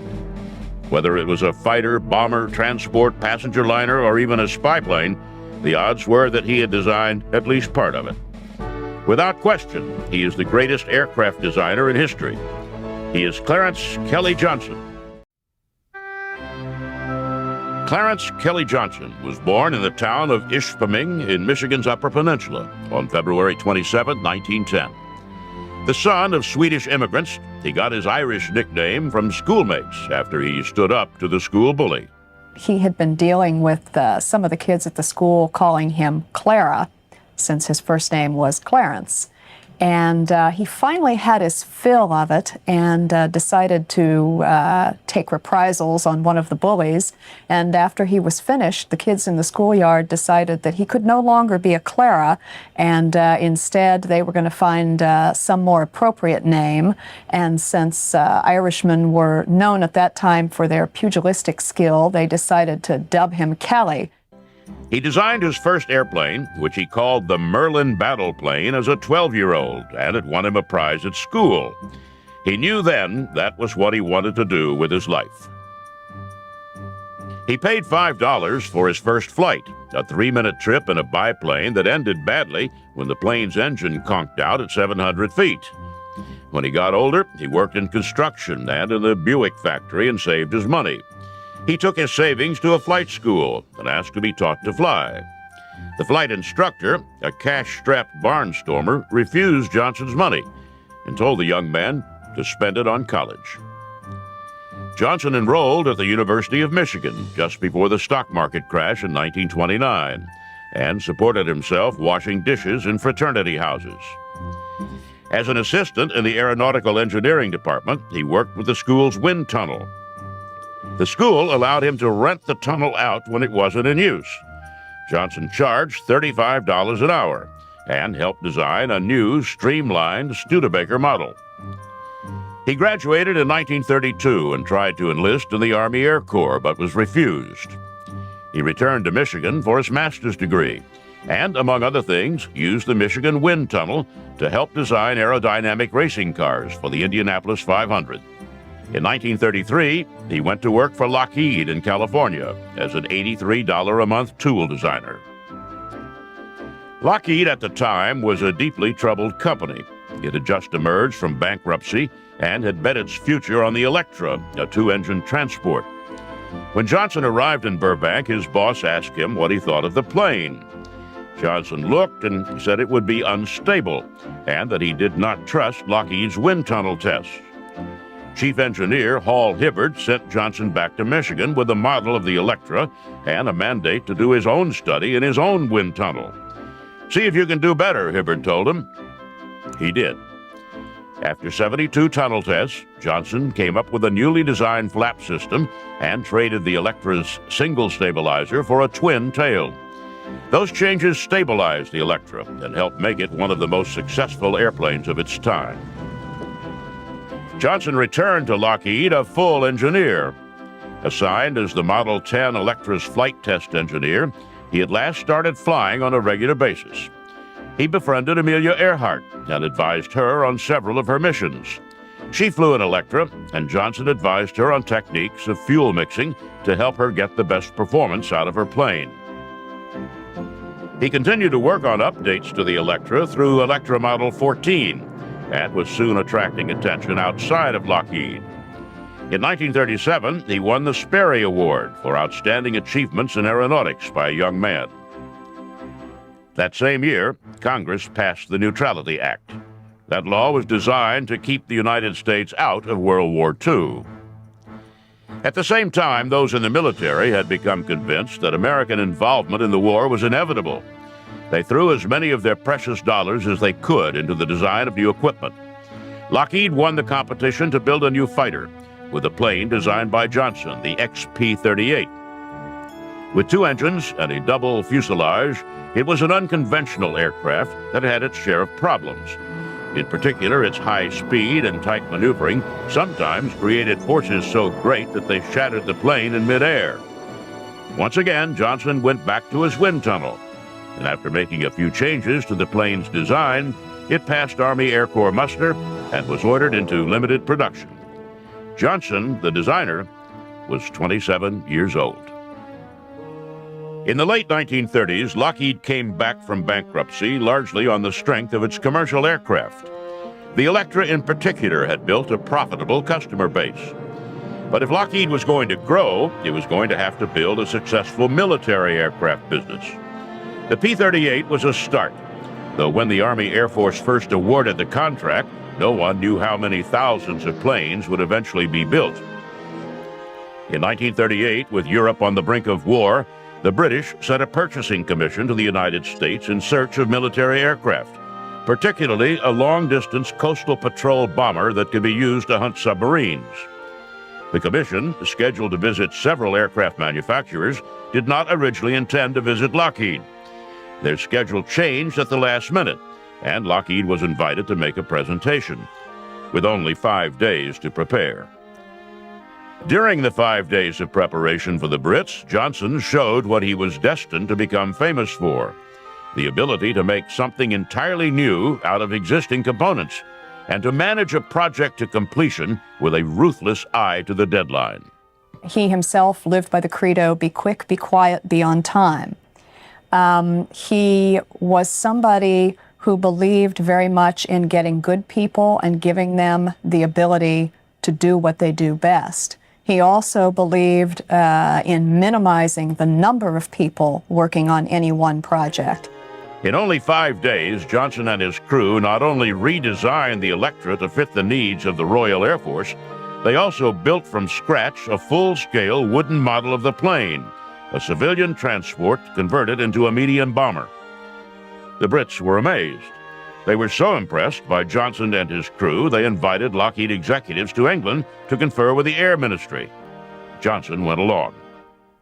At the meetings, the British changed the design specifications, necessitating a complete redesign of the aircraft. Johnson locked himself in a London hotel room and in only 72 hours completed the engineering drawings. The British were, once again, amazed, and Lockheed got the contract. But not before the British expressed their hesitancy about working with an engineer as young and inexperienced as the 28-year-old Johnson. Lockheed reassured the Air Minister, who ordered 200 of what became known as the Hudson Bomber. It was the largest single order of aircraft ever received by an American manufacturer. And upon the party's return to the United States, Lockheed promoted Johnson to chief engineer. In 1939, the Congress significantly increased the defense budget, and P-38 started rolling off the line in record numbers. During this period, Johnson truly mastered the art of manufacturing, streamlining production processes, and developing an entirely new job, the program manager. Now a staple of manufacturing, the program manager is a person far down the chain of command who has working control of a project. If that all seems a bit heavy on the business administration in a discussion of aircraft, consider this. Johnson believed that outstanding aircraft designed and manufactured quickly were inevitably the product of a single visionary.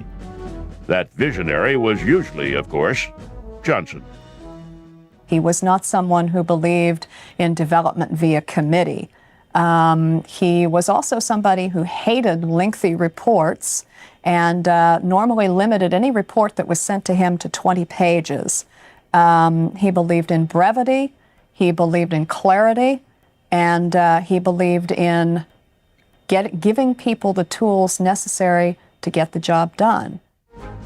In 1943, Lockheed put Johnson in charge of advanced products research, setting him up on a plot of land on the outskirts of Burbank, California. Johnson called his new kingdom the Skunk Works, after the still in a cartoon strip, Little Abner, that was responsible for the making of a mysterious and powerful brew called Skunk Works. In the Little Abner cartoon, there was a potent mystery elixir known as Kickapoo Joy Juice. And Kickapoo Joy Juice was made at the Skunk Works, or Skunk Works, as it was called in the comic strip, through a variety of things that were thrown into a giant mixture, among them skunks, old shoes, and things like that. And the nickname was applied to the Lockheed operation because, indeed, it was a mystery elixir. Nobody was quite sure what was going on in there, but they knew that a lot of things were being thrown into it and that Kelly Johnson was pulling a lot of people from various locations in order to create something interesting. The job of the Skunk Works was to quickly, cheaply, and secretly develop advanced aircraft that could help win the war. Its first assignment was the P-80 Shooting Star, the first American jet. Intelligence had determined the Germans were far along in their development of jets, and the not-so-secret fear of the Army Air Force was that the Nazis would deploy their jets in large numbers before the war in Europe had ended. The effect on the Allied bombing campaign would have been horrendous. The Allies' propeller-driven fighters would have been almost useless against a jet-powered fighter. Kelly Johnson, in his efforts to oversee those operations, would pull people from other projects and would go about trying to get a minimum number of the very best people and put them on the project, give them minimal supervision, but let them trust them to be able to do the jobs that they're chosen to do. After setting up the Skunk Works and recruiting his team, Johnson went to work on the P-80. Lockheed's contract with the Army Air Force gave him an incredibly short schedule, 180 days. Johnson went on a binge of designing and set his team to work on various critical paths and had the prototype ready for testing 37 days ahead of schedule. In 5 months, Lockheed had designed and built the first American jet. They hauled it from Burbank to Muroc Air Base in the California desert for testing. Fearful that there might be spies in the surrounding hills, they disguised the jet during transport with a plywood propeller. Johnson said years later that when he rolled out a new plane for testing, there was only one thing he thought about. What have I forgotten? In the case of the P-80, despite the short design and construction cycle, he hadn't forgotten much. It was a beautiful aircraft, faster and more agile than anything in the American arsenal. The war ended before it saw combat, but it evolved into the T-33, one of the best and longest-lived jet trainers in history. When the war ended, however, there were those who questioned whether the Skunk Works had a role to fill. After World War I, the business of aviation had shrunk almost to non-existent. After World War II, many people expected that it would again. But there were two basic differences between the ends of the wars. First, the United States was engaged in the world after World War II in a way it wasn't after World War I. No one could reasonably expect the world's only nuclear power to go back into hibernation. And second, before the war ended, it became clear that the post-war world would require a strong and ready military. Because on the day the Japanese surrendered, the world separated into two groups of allies, those in the communist East under the control of Joseph Stalin, and those in the democratic West. World War II was over, but the Cold War was just beginning. Kelly Johnson and the Skunk Works were just about to become the most important aircraft developers in the world. Over the course of his career, Kelly Johnson designed more than 40 aircraft. His most prolific period by far was in the 1950s. That was a decade of tremendous technological advance, achieved in an atmosphere of never-ending crisis. And there was no better place for aeronautical engineers to work than the Skunk Works. Johnson designed and built the Constellation, the most elegant aircraft of its time, and a plane that served effectively in both civilian and military roles. He experimented unsuccessfully with vertical takeoff and landing aircraft, with the idea that they could operate from relatively small ships. He designed the F-104 Starfighter, at 1,300 miles an hour, the fastest aircraft ever flown at the time. It was a sometimes fussy plane to fly, and at more than Mach 2, there wasn't a lot of room for error. It was adapted around the world to a number of difficult tasks, including carrying nuclear weapons. Johnson didn't approve of all the modifications others were making to his plane, but could do little about them. As the Cold War heated up, it became clear that the United States needed a way to peer deep into Russian territory. East of the Ural Mountains, where the Russians did their atomic research and where they developed their aircraft and missiles, the United States didn't even have an accurate topographical map, let alone a way of getting information on military capabilities. The Air Force put out a quiet request for a fast, high-altitude plane that could overfly Russia and bring back pictures of the communist secret bases. Johnson at first toyed with modifying the F-104, but it lacked the range and would be too difficult to fly on long missions. In 1954, he sent the Air Force a proposal to build a plane that could fly at a range of 4,000 miles above 70,000 feet. It would be slower than the Air Force had hoped, but at that altitude would be high above Russian air defenses. The Air Force didn't believe Johnson could do it. They doubted any jet engine would work at that altitude, and instead ordered a competition between manufacturers for the best biplane design. President Eisenhower approved a $35 million contract with the competition winner. Johnson and his Skunk Works team went into overdrive. In mid-November 1954, he met with a government advisory board on what was then called the CL-282 project. 10 days later, he formed the team to design the craft. On December 2nd, the first 12 engineers went to work designing the aircraft systems, and the first design drawings were completed and released to the shop for manufacture the next day. A week later, the drawings were complete, and by the end of the year, he'd won the contract and frozen the design. Wind tunnel testing completed in March, the first plane finished in July, and the first flight took place on August 4th, 1955. In less than a year, from pipe dream to first flight, Kelly Johnson and the Skunk Works had designed and built a completely new kind of airplane. The U-2 had something of a patched-together quality, to be sure.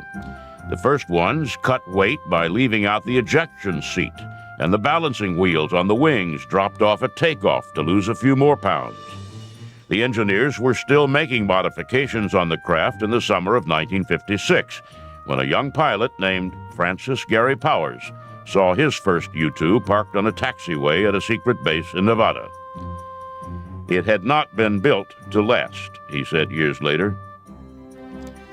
Powers was among the pilots who flew spy missions over the Russian heartland in the U-2, and for years it was safely out of range of the Soviets. The planes routinely returned with photographs showing Russian fighters 4 miles below them, coming up for a fight but unable to fly high enough to get a shot off. Eventually, however, the Russians improved their air defenses, and by the time Powers was shot down in 1960, Johnson was already at work on his next-generation spy plane. Johnson, with the U-2s flying with seeming impunity, had gone back to the government to propose a plane that could fly 10,000 feet higher and 4 times as fast as the subsonic U-2. Building a plane that would cruise at Mach 3.2, Johnson said years later, was the hardest thing the Skunk Works ever did. Everything about the plane, Johnson said, had to be invented. In 1960, the Air Force gave the go-ahead for Johnson to develop the A-12, a plane that didn't succeed as an interceptor, but paved the way for its slightly larger sister, the SR-71 Blackbird. Built out of titanium, which is light and could tolerate the 500-degree temperatures that built up as the plane sliced through the atmosphere at more than 3 times the speed of sound, the Blackbirds were like something out of a science fiction movie. The rollout was Johnson's proudest day. It was, he said, the smoothest test flight he'd ever been through. Johnson, who had never been much of a talker, insisted that he was not bothered by the fact that he couldn't talk about his perfect airplane. If I can talk about it, he'd like to say, it's obsolete.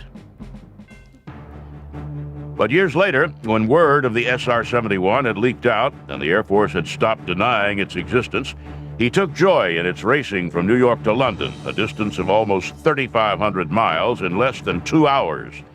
And before the Blackbirds were retired in March 1990, an SR-71 flew across the United States coast to coast in 68 minutes. Kelly Johnson retired from Lockheed in 1975. Even then, he was a presence at the Skunk Works. His 14 rules of effective program management are gospel there and are taught in some of the leading business schools in the world. Johnson even consulted with Lockheed during the development of the F-117 stealth fighter. As an old man, he said that there would come a time when aircraft were no longer relevant. People wouldn't travel for business, he said, because they could sit at their desks and talk to people in Europe by video phone. And on the battlefield, manned aircraft were no longer cost-effective in an age of missiles. Though it hasn't happened yet, don't bet against it. I think his greatest contribution was in the vision that he had for the Skunk Works, for Lockheed, for American aviation, and in his ability to translate that vision into something that other people embraced and believed in and wanted to work toward. To a great extent, his greatest contribution was his ability to get other people to commit to his dream. Kelly Johnson died just before Christmas in 1990. We knew that, overflying Russia for 4 years, that they were making important advances in radar and missiles. And so in 1958, 2 years before Gary Powers was shot down, we decided we'd try to make a follow-on airplane, which became finally the SR-71, to fly higher and 4 times as fast. So that's the connection between the grandfather type and the SR-71. Everyone called him Kelly. And as he reminisced that day about the genesis of his Mach 3 masterpiece, he could have just as easily reflected back on a time when aircraft designers were striving for 200 miles per hour, a time when he landed his first job with the fledgling Lockheed Aircraft Company. In 1932, a small group led by Robert E. Gross had purchased Lockheed out of bankruptcy for $40,000 and staked the company's future on the development of an all-metal, twin-engine transport. Models of the design were sent to the University of Michigan, where a young graduate student named Clarence L. Johnson conducted wind tunnel tests. Although his faculty advisors gave the design a passing grade, he wasn't much impressed, and after he had been hired on as a tool designer at Lockheed in August of 1933, he let Chief Design Engineer Hal Hibbard know about it. Among other things, it'd be directionally unstable, especially with one engine out. A rather presumptuous and certainly unconventional way for a 23-year-old to start his career at the new company, but it was only a hint of what would follow. The son of Swedish immigrants, he'd been nicknamed Kelly by classmates because of his quick temper, stubborn tenacity, and unwillingness to back down from a fight, even against overwhelming odds. Instead of reminding the outspoken young man of his place, Hibbard suggested he go back to the wind tunnel and see if he could improve the design. After 72 test runs, he came up with the solution, an unconventional twin-tail arrangement soon to become a Lockheed trademark. And the Model 10 Electra became the foundation for Lockheed's future growth as various models of the airplane helped revolutionize commercial air transport in the 1930s. With his work on the design, Kelly Johnson became the sixth member of an engineering department in an industry which then couldn't afford specialists. Working often simultaneously as an aerodynamicist, stress analyst, weight, wind tunnel, and flight test engineer, he also put in long hours out in the shop, getting hands-on production experience and learning firsthand the importance of designing producibility into an airplane. It was a real-world education on all phases of design and development that within a decade couldn't be duplicated, and the lessons learned became guideposts for the rest of his career. He flew, for example, as flight test engineer on all models of the Electra, and worked for some of the most notable figures in aviation, such as Amelia Earhart. Out of this experience came his lifelong conviction the designer had to be able to test his own airplane. As he later commented, I decided at an early age that unless I had health care out of me once a year, I wouldn't have the proper balance to really design new airplanes of any type. Kelly Johnson logged more than 2,300 hours as a flight test engineer. The versatile Electra spawned two major developments.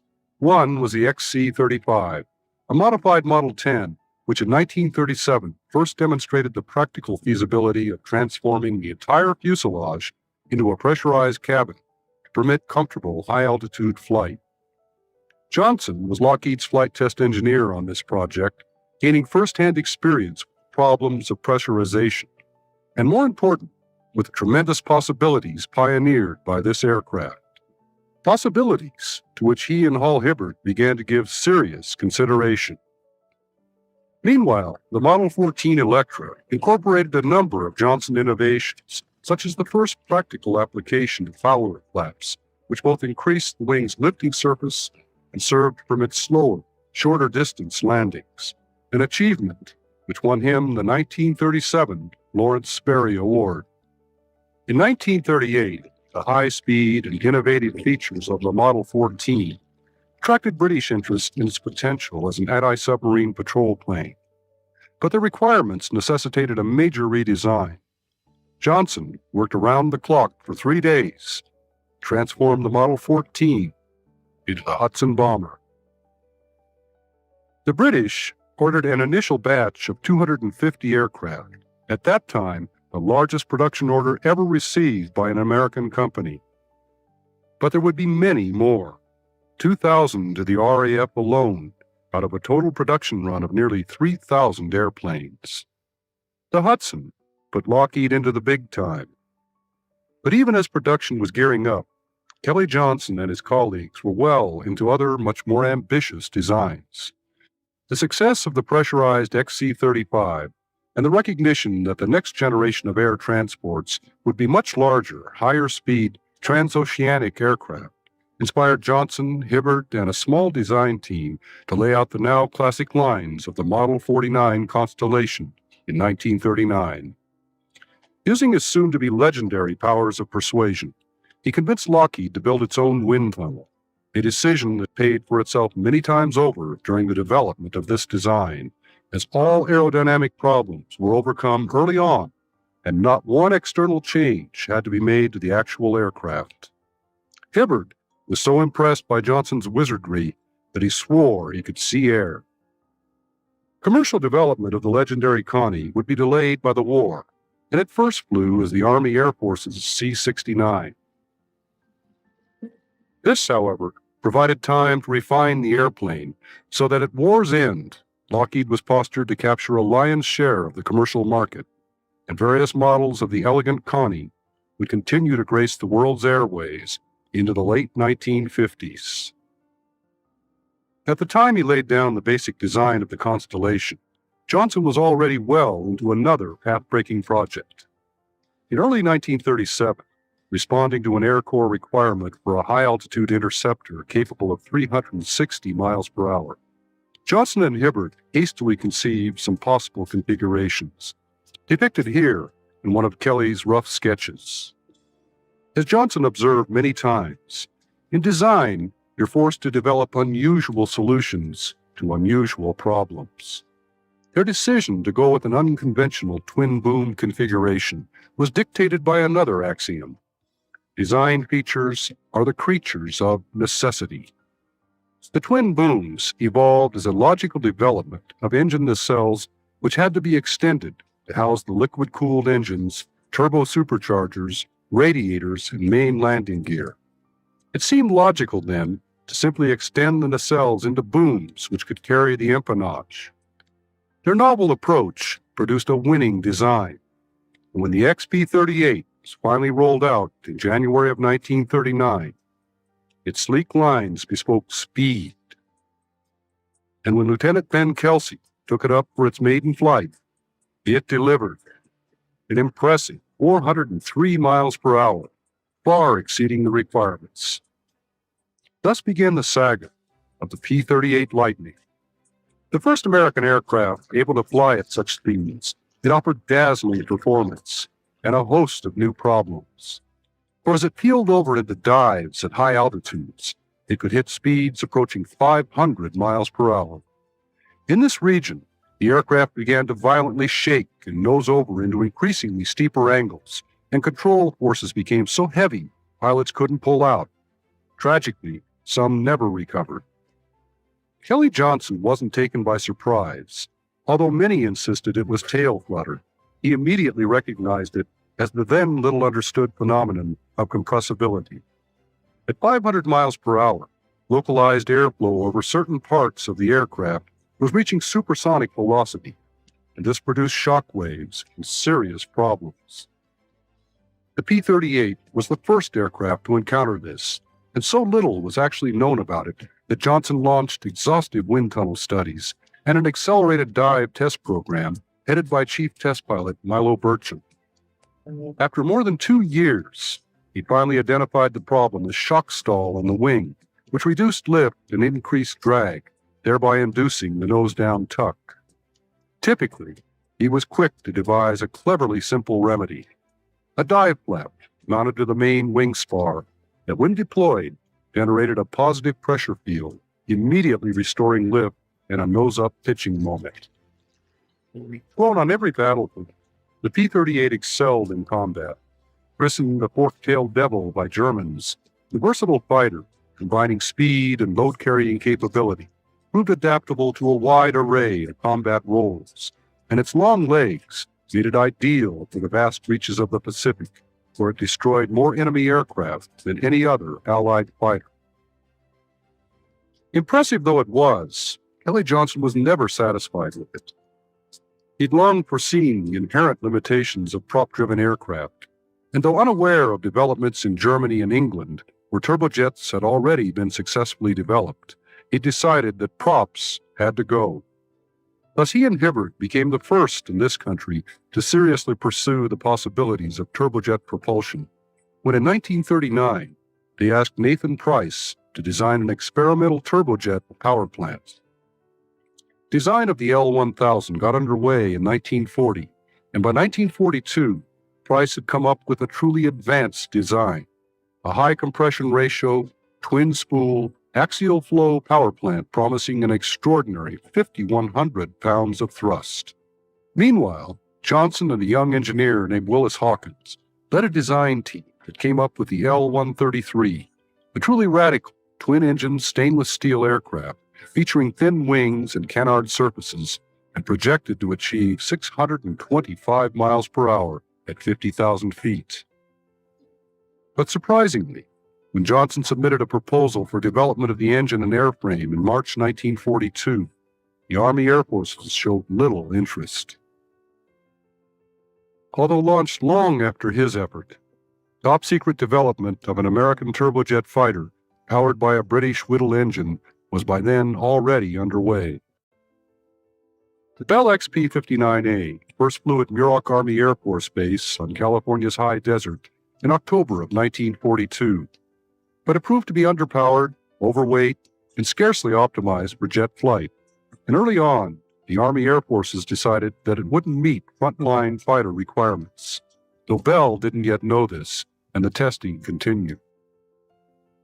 On June 10, 1943, a Bell engineer at Muroc reported back that Johnson had been permitted to examine the still top-secret XP-59A, and he wondered what he was up to.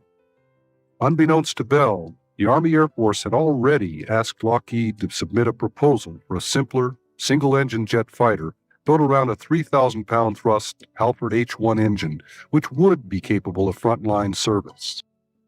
Johnson took in a lot that day, but he'd already been wrestling with jet propulsion for nearly 3 years, and he already had a suitable design well in hand.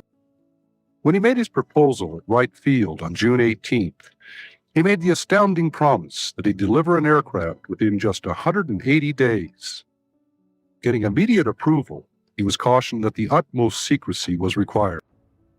Lockheed was already swamped in terms of manpower, tooling, and facilities with wartime contracts. But this was a blessing in disguise, an opportunity to implement an idea he'd been pestering Robert Gross about for years. Let him round up a small group of talented people, designers, engineers, and shopmen, put them under one roof where they could all work closely together, and give him complete authority over everything from procurement to flight test. With no other options, Gross said, "Go ahead."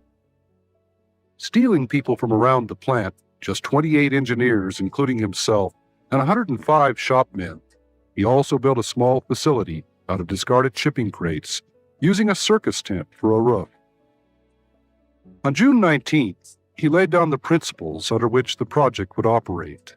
In 1.5 pages, now preserved on old photostats, they formed the basis for how he'd try to operate for the next 30 years. He'd be responsible for all decisions. Paperwork and red tape would be cut to the minimum. Each engineer would be designer, shop contact, parts chaser, and mechanic, and each would remain within a stone's throw of the shop at all times.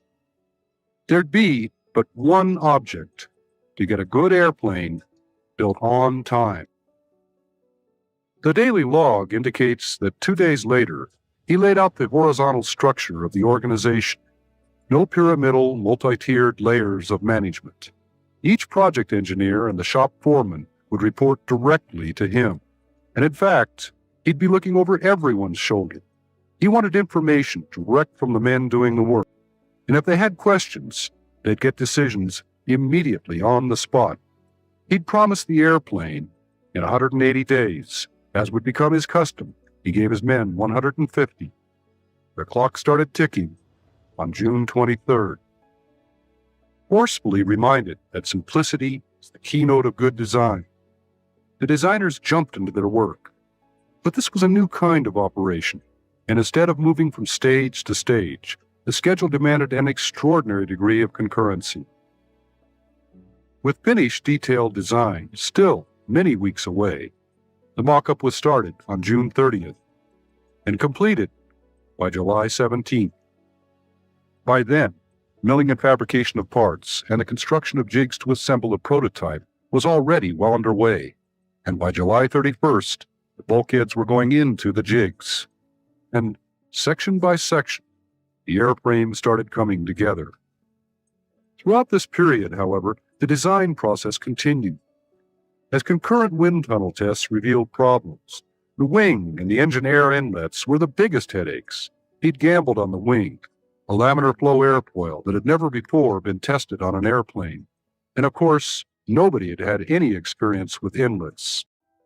Johnson was willing to accept mistakes on such an accelerated and risky venture, as long as they were reported promptly. Typically, he never asked why, but what are you going to do to fix it? The project was so secret that his group didn't even have a name. The whole setup reminded one of his design engineers, Herb Culver, of the mysterious place where Hairless Joe, one of Al Cap's cartoon characters in Little Abner, ground up skunks, old shoes, and other unsavory ingredients to brew a potent concoction called Kickapoo Joy Juice. So inspired, he answered the phone one day, "Skunk Works, inside man Culver." Though Johnson wasn't amused, his organization suddenly had a name that stuck. Remarkably, the completed aircraft arrived at Muroc on November 14th, just 143 days after startup. When the engine was run up 3 days later, there was a terrific roar as the inlet ducts collapsed, sending debris into the engine and cracking the impeller. It took 6 weeks to get a new engine. But on January 3rd, 1944, Milo Burcham successfully completed the taxi tests.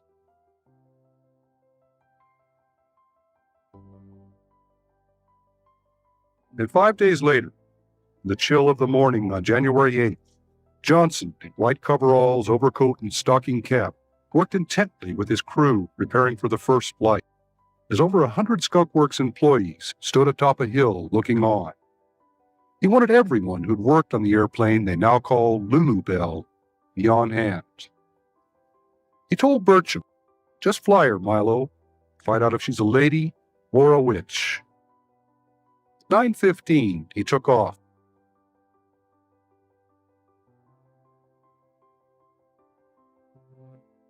But only 5 minutes later, was taxiing back to report that the landing gear hadn't retracted and that the boosted ailerons felt too sensitive.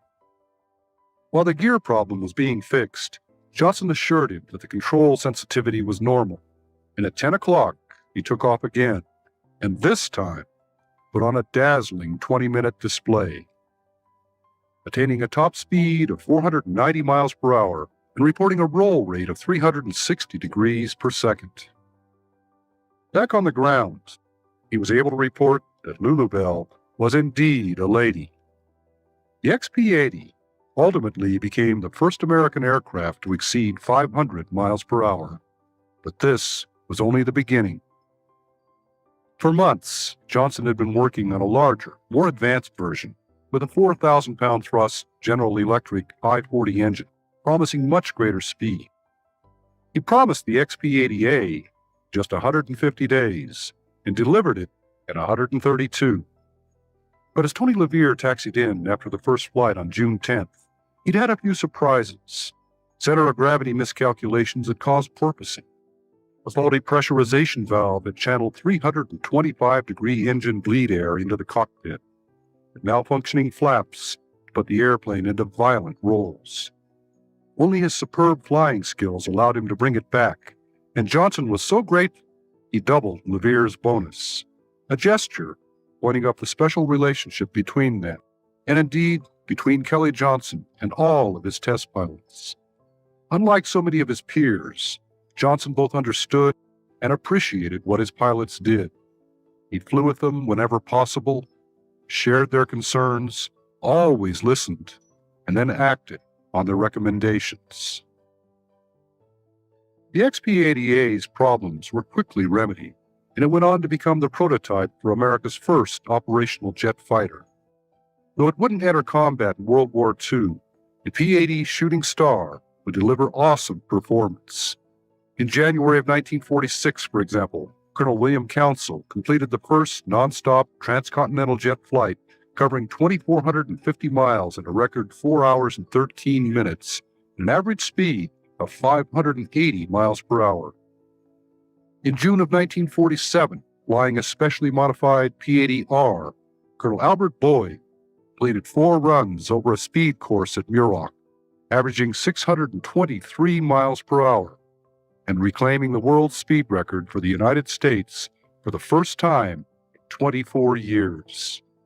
And over Korea in November of 1950, a shooting star put down a MiG-15 in history's first all-jet combat. And amply confirming Johnson's methods and his insistence on simplicity, the P-80 would give birth to a number of progeny. Shrewdly sensing the need for a jet trainer, Johnson gambled $1 million of Lockheed money on the development of an F-80C airframe into a 2-seat configuration, which after its first flight in March of 1948 was transformed into the classic T-33, an airplane affectionately called the T-Bird, which would serve as the standard jet trainer for legions of student pilots around the world for the next 3 decades.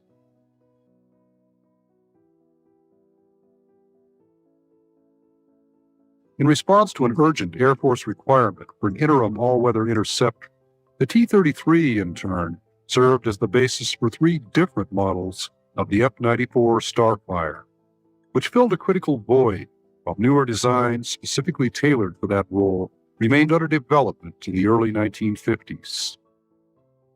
Not done yet, the now vintage design would realize its final incarnation as the T-2V1 Sea Star, an advanced, navalized version of the T-33.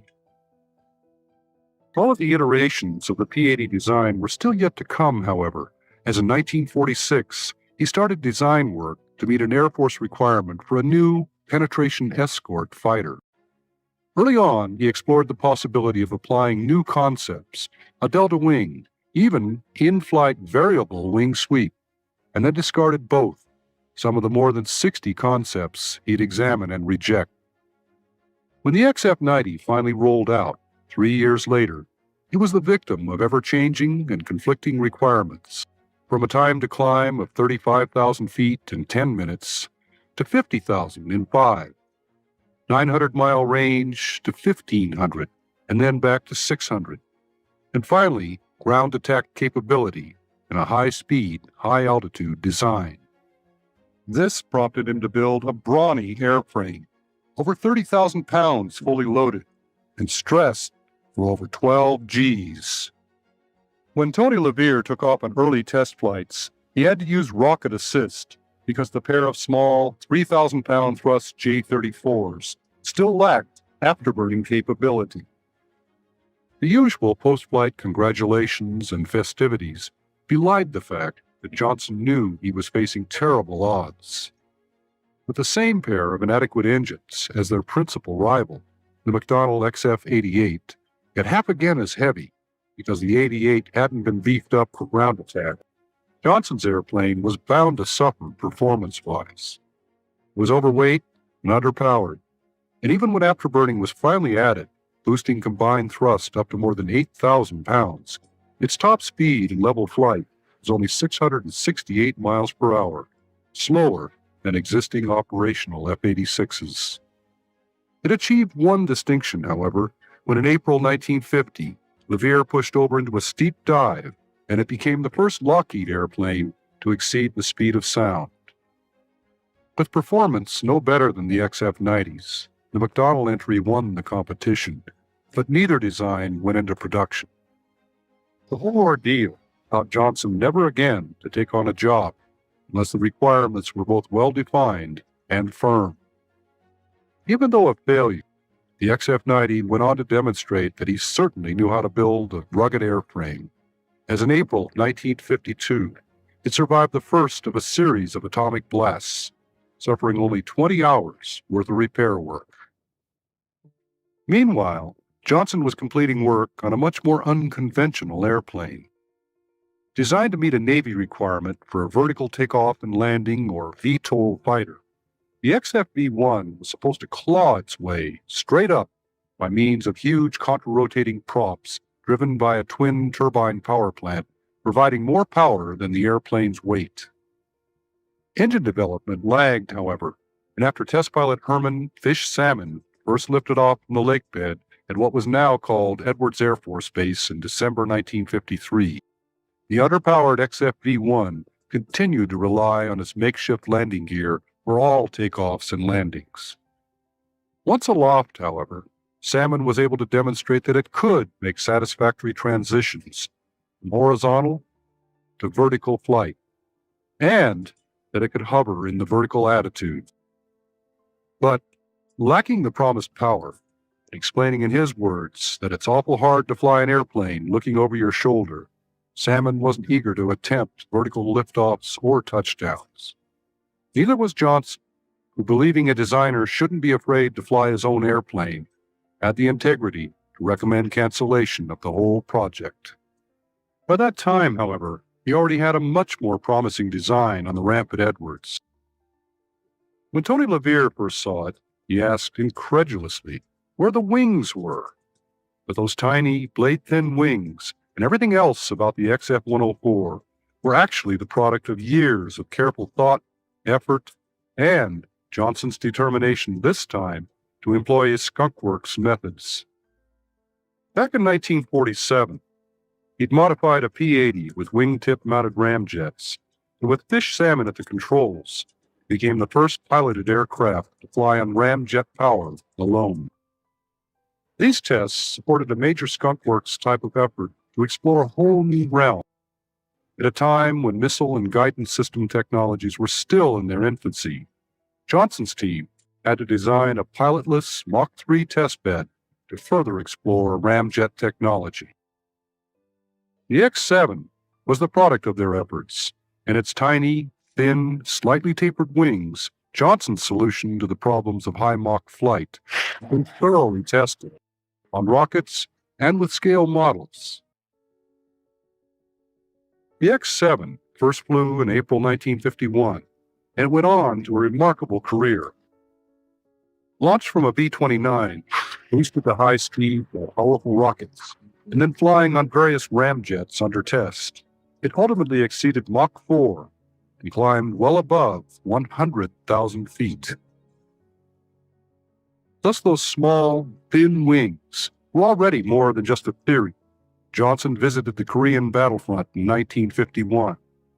Still smarting from the XF-90, he'd gone there to talk to the ultimate customers, combat pilots, about what they wanted in a fighter. To a man, it was higher speed, more altitude, and less complexity. Intent on giving them just that, he made an unsolicited proposal to build a fighter for which no requirement yet existed. When he promised Mach 2 with 60,000 feet and a simple, lightweight fighter, Colonel Bruce Holloway stepped into the next room and within 2 hours returned with a short 1.5-page list of requirements. This time, the firm, straightforward requirement, Johnson returned to his favorite Skunk Works mode of operation, and less than a year later, February of 1954, Tony LeVere lifted the XF-104 from the lake bed for its first flight. Though configured with a much lower thrust engine than the powerful J-79 scheduled for the production model, the XF-104 was still faster than any other fighter in the world. But Johnson had produced more than just a dazzling performer. Fanatical about costs and producibility, while design of the prototypes was still underway, he'd set up a small group of engineers to find the cheapest and most efficient way to produce each part of the production airplane, an innovation which would result in savings of about $12,000 per aircraft and millions for his customers. When the press finally got to see the F-104, they called it the missile with a man in it, and they weren't far off the mark. The first Mach 2 operational aircraft in the world, it would go on to shatter every significant record on the books. 91,000 feet and 1,400 miles per hour in May of 1958, making it the first aircraft ever to hold both the world altitude and speed marks simultaneously. 3 time-to-climb records later that year. And in 1959, it became the first airplane taking off on its own power ever to climb above 100,000 feet, as Captain Joe Jordan zoomed up over 103,000 feet. This kind of performance clinched the 1958 Collier Trophy for Johnson. While the Starfighter was capturing headlines with record-breaking performances, another, much more exotic Johnson design was unbeknownst to all but a few, almost daily cruising in level flight at altitudes far beyond any official records. It had been born of the massive arms buildup of the early 50s, when U.S. intelligence agencies urgently needed confirmation of reports of major Soviet advances in intercontinental range bombers and ballistic missiles. The decision to proceed with overflights led to a design competition for a reconnaissance aircraft capable of 70,000 feet. While Lockheed hadn't been invited to participate, Johnson had caught wind of it and hastily submitted a proposal to build the CL-282, essentially a modified F-104 with a wide-span, high-aspect ratio wing. Though it lost out to the Bell X-16, Kelly Johnson wasn't about to quit. Over the years, he'd gotten to know a lot of people in high places, and he developed consummate lobbying skills. With a revised design and promising an airplane within just 8 months, he got the go-ahead to produce 20 aircraft for $22 million. The project, codenamed Aquatone, was directed by the CIA's Richard Bissell, who found the Skunk Works' streamlined, informal method of getting things done much to his liking. Secrecy limited access to a mere handful of CIA and Air Force personnel, which was fine with Johnson because it freed him from a lot of needless paperwork and interference. The urgency of the project also freed him from what he regarded as the tyranny of technical specifications. His customers simply wanted an airplane that could do the job, and all he had to do was deliver on time. While the article, as it was called, was a relatively conventional design, the extreme altitudes at which it was supposed to operate imposed severe demands. Forced to ruthlessly cut weight, he reduced structural components to the minimum and designed delicate, lighter-like wings spanning 80 feet, weighing less than 4 pounds per square foot. The fragile airframe was designed around a special high-altitude version of the J-57 engine, virtually hand-built to extremely high tolerances and originally producing 10,500 pounds of thrust. When the disassembled aircraft was unloaded from a C-124 at a remote desert test site in July of 1955, Johnson had met yet another seemingly impossible deadline. After reassembly, it was rolled out into daylight for the first time, painstakingly prepared for its taxi tests. On August 1st, as he had so many times in the past, Tony LeVere climbed into the cockpit. During his third run that day, he suddenly noticed that he was more than 30 feet off the ground. Coming down hard, the tires blew and the brakes failed and caught fire. Reporting afterwards, he explained that at 70 knots, I became aware of being airborne, which left me with utter amazement, as I had no intentions whatsoever of flying. Those fragile wings had more than enough lift. He completed the first real flight 4 days later, and on a subsequent flight reported that the aircraft climbed toward the heavens like a homesick angel. To conceal its true purpose, the Angel was given the misleading official designation U-2, and a cover story was released to the effect that it was being developed as a high-altitude research vehicle for the National Advisory Committee for Aeronautics. While it would perform this role admirably, tests focused on preparing the U-2 for its real mission, carry 700 pounds of high-resolution camera equipment up to altitudes then beyond any air defense capabilities. And in July 1956, just 11 months after first flight, it commenced its clandestine operational career.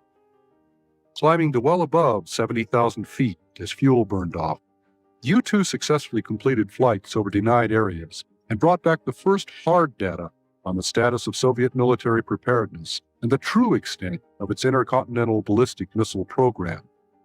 Called the Dragon Lady by its pilots because it reminded them of the beautiful, mysterious, and sometimes treacherous character in the Terry and the Pirates cartoon strip. It flew with virtual impunity for 4 years, until that day, in May of 1960, Francis Gary Powers was shot down by a surface-to-air missile.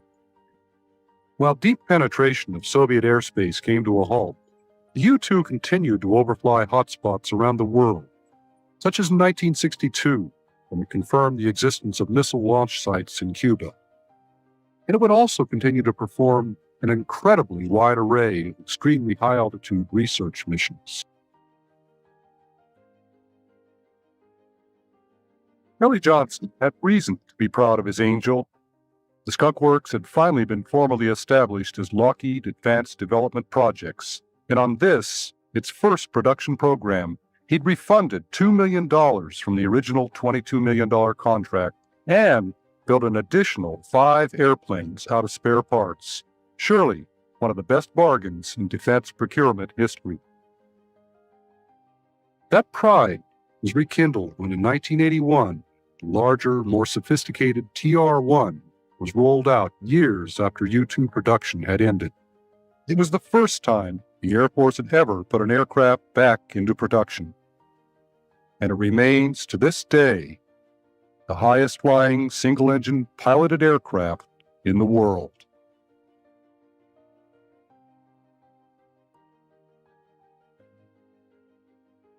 Back in December of 1956, the Skunk Works' remarkable performance on the U-2 had convinced Lockheed to give Johnson the job of designing and developing prototypes for a small military jet transport.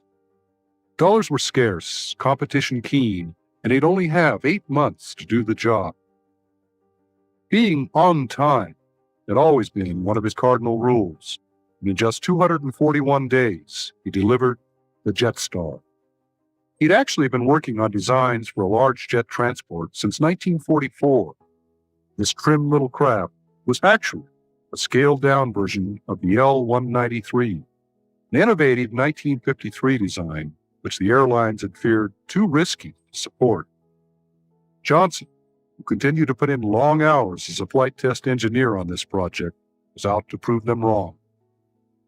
And he was more than pleased with the results. A top speed of over 600 miles per hour, a peak altitude of 52,000 feet, and with wing tanks, a range of over 3,000 miles.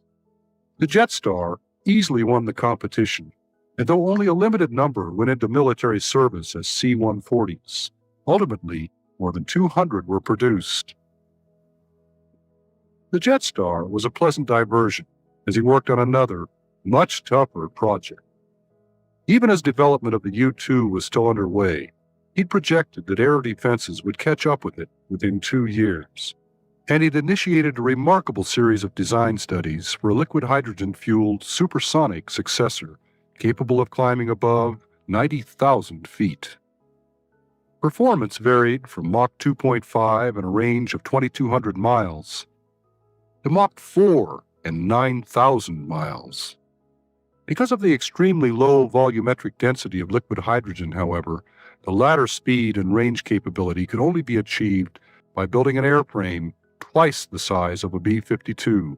That was far too costly, and thus a much smaller design at the lower end of the performance spectrum went into development as the CL-400 in 1956. Though the CL-400 proved the technical feasibility of a liquid hydrogen-powered aircraft, Johnson was dissatisfied with its short range and convinced that the problems of producing and transporting fuel around the world were insurmountable. Refusing to build an airplane he didn't believe in, he recommended cancellation of the project in 1957. But he had an ace up his sleeve. As concurrent with the liquid hydrogen studies, he'd also examined the potential of another advanced design using jet fuel, which at some loss in altitude promised Mach 3 cruise 4,000-mile range. It was the genesis of his most spectacular creation. Given approval to proceed, in April of 1958, Johnson began a series of design studies, unveiled publicly here for the first time, for what he initially called the U-3, and then the Archangel, because it would soar much higher than the U-2. He explored various means by which he could get the vehicle to altitudes as high as 150,000 feet, employing a variety, or even a combination of rocket, ramjet, and turbojet power plants. At one point, he looked at the use of balloons to lift it to its rocket boost phase, and then at using a modified U-2 to tow a ramjet vehicle to 60,000 feet for engine ignition.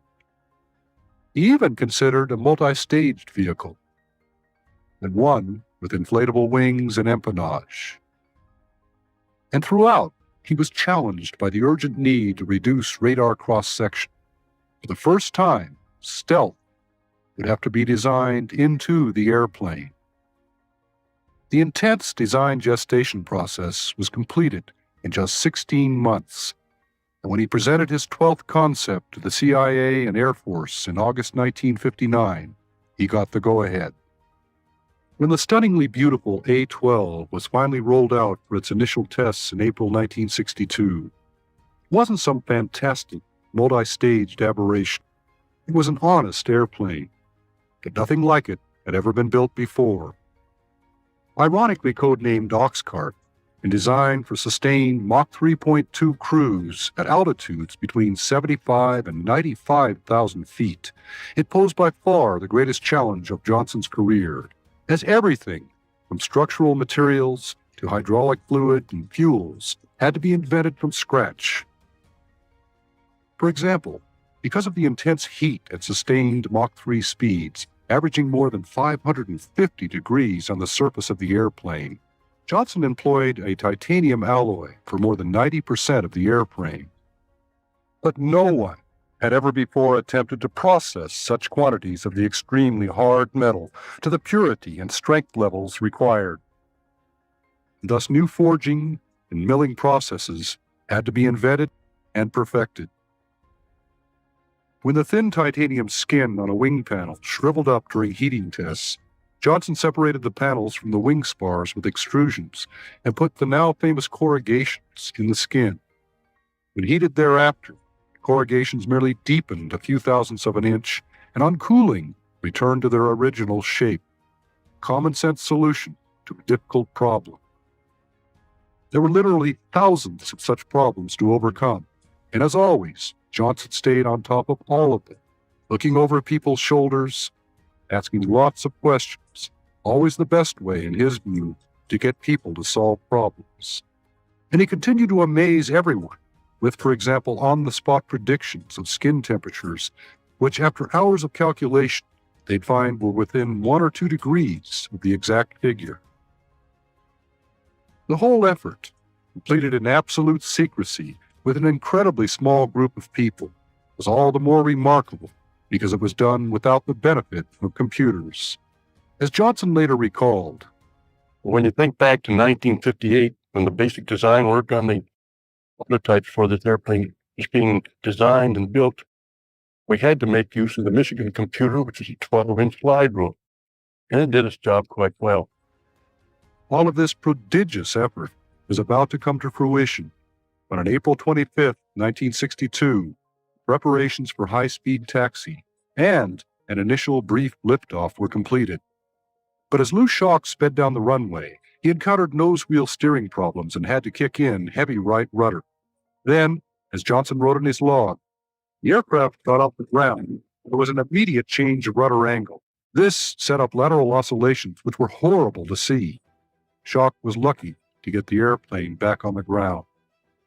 The problem was fixed post-haste, and the next day he completed the first unofficial flight with the gear down.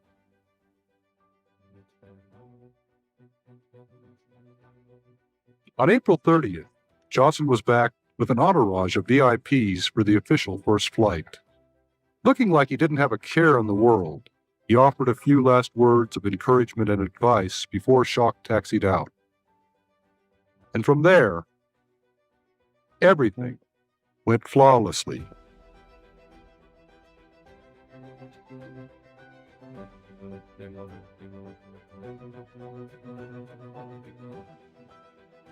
"59 minutes later, Schock was back on the ground, welcomed by an elated Kelly Johnson, and the small, awestruck assembly just witnessed something very special. Limited by interim J-75 engines, the A-12 didn't begin to realize its full potential until after the Pratt & Whitney J-58s, for which it was designed, finally arrived in January 1963. At 32,500 pounds of thrust, the J-58 was every bit as exotic as the airplane itself. In combination with an extremely complex inlet and exhaust ejector system, it operated as a normal afterburning turbojet up to speeds of about 1,600 miles per hour, and then shifted to bleed bypass cycle, with the inlet actually providing most of the thrust at Mach 3 cruise.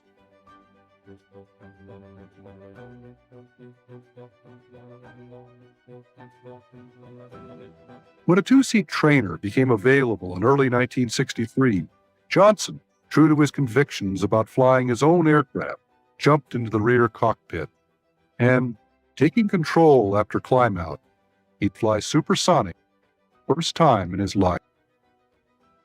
During the course of the test program, a pair of airframes were modified for a highly unconventional mission.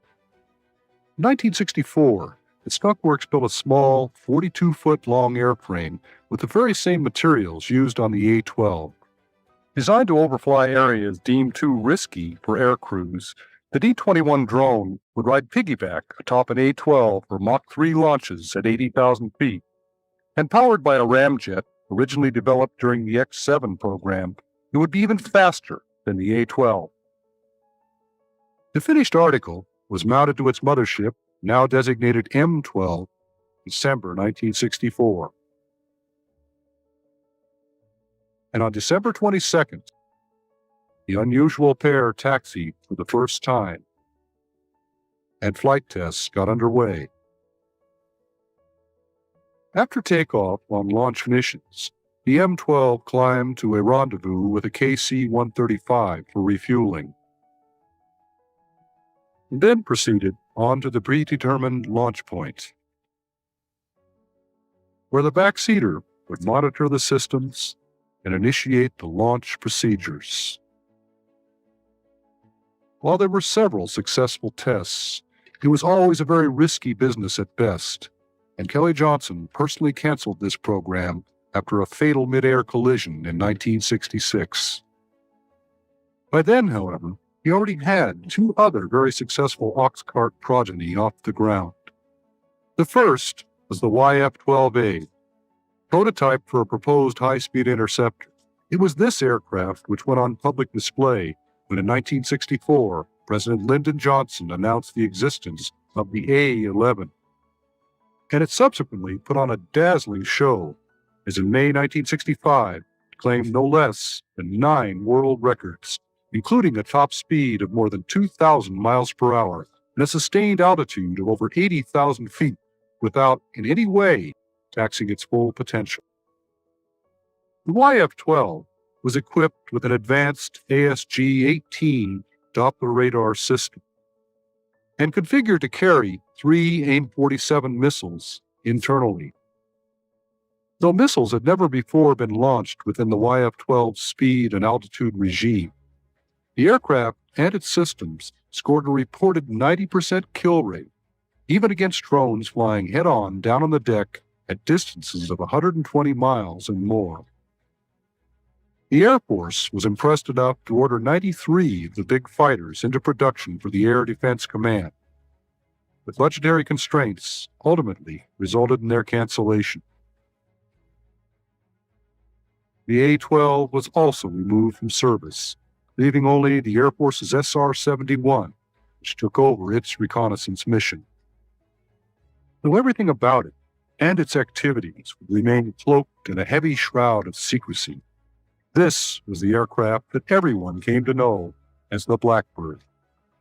A solid coat of black paint, which seemed to add to its allure and mystery, actually had a very practical purpose. It reduced skin temperatures by about 75 degrees. Its clean, elegant lines, the smooth contours of its blended wing-body shape, give the impression that an artist had sculpted it into a rare work of art. In aircraft design, however, more than any other field, form follows function. And here again, every line, every detail of the airplane exists only to serve some practical purpose. The chines, for example, which extend from the wing to the nose and flow gracefully up into the fuselage, actually satisfied a number of requirements. Aerodynamically, they reduced drag and added lift while also enhancing the stability of the aircraft. The SR-71's mission was long-range reconnaissance, and its fuselage was essentially a big fuel tank. Thus, the chines also served to house its sophisticated cameras and sensors. Finally, those sloping contours extending up from the chines enhanced the airplane's survivability by reducing its radar cross-section. Thus, while an artist might envy its striking beauty, an engineer would only marvel at the logical genius of its design.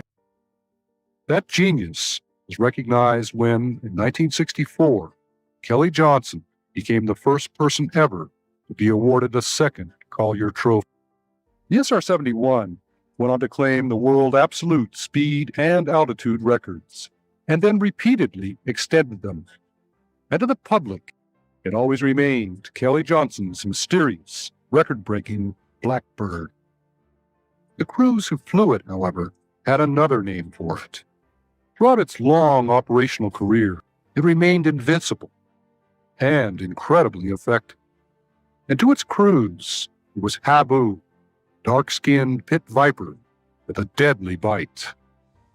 And though it was finally retired from Air Force service in 1990, Kelly Johnson's Mach 3 masterpiece is still charting the future, its crews still looking up toward the blue-black void of space, flying exotic research missions for the National Aeronautics and Space Administration.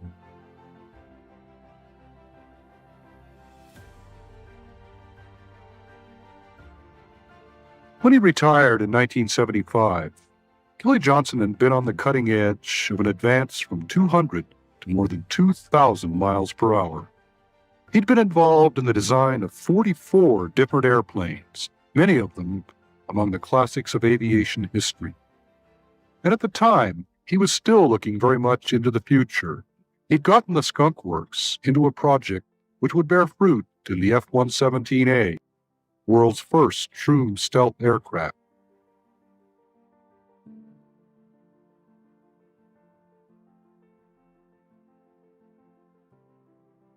And he'd left a legacy which would leave its mark on the future.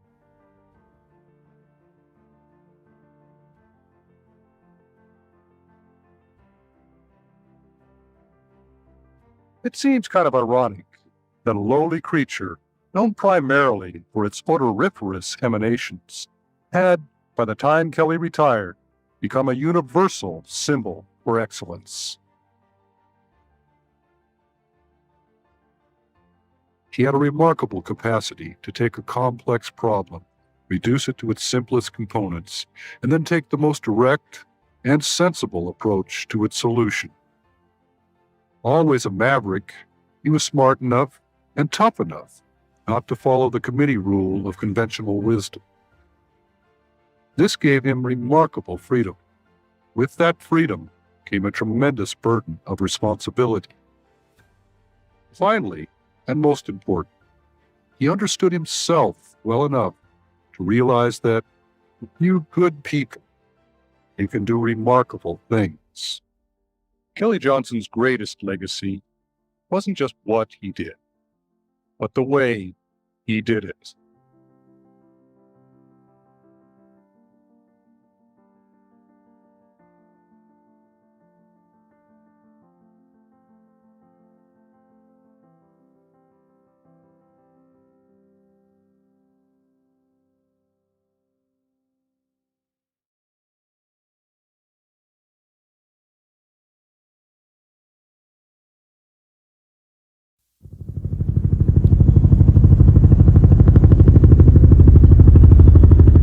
In the late 1980s, the management of Lockheed Corporation reached a decision to vacate the huge factory complex at Burbank, where aircraft had been built for over 60 years.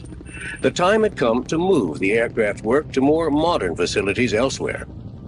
By 1990, people and equipment were gone from many obsolete buildings that had covered more than 300 acres. These included the structures where, in 1928, Alan Lockheed and a small group of employees began making wooden airplanes in buildings once occupied by makers of china and glassware. It was on this site, 4 years later, that the current Lockheed Corporation was born. Lockheed's announcement that most of the buildings would soon be torn down stirred memories among many who had known the company in its early years. One of them was Harvey Kristen, who had joined the company soon after it moved to Burbank from Hollywood. As a teenage student from Pasadena, Kristen took a temporary job at Lockheed in 1928 and stayed on for nearly half a century until his retirement in 1974. Working in many branches of the company, Kristen was an eyewitness to events that took the firm from a fledgling in Burbank to a giant of the aerospace industry.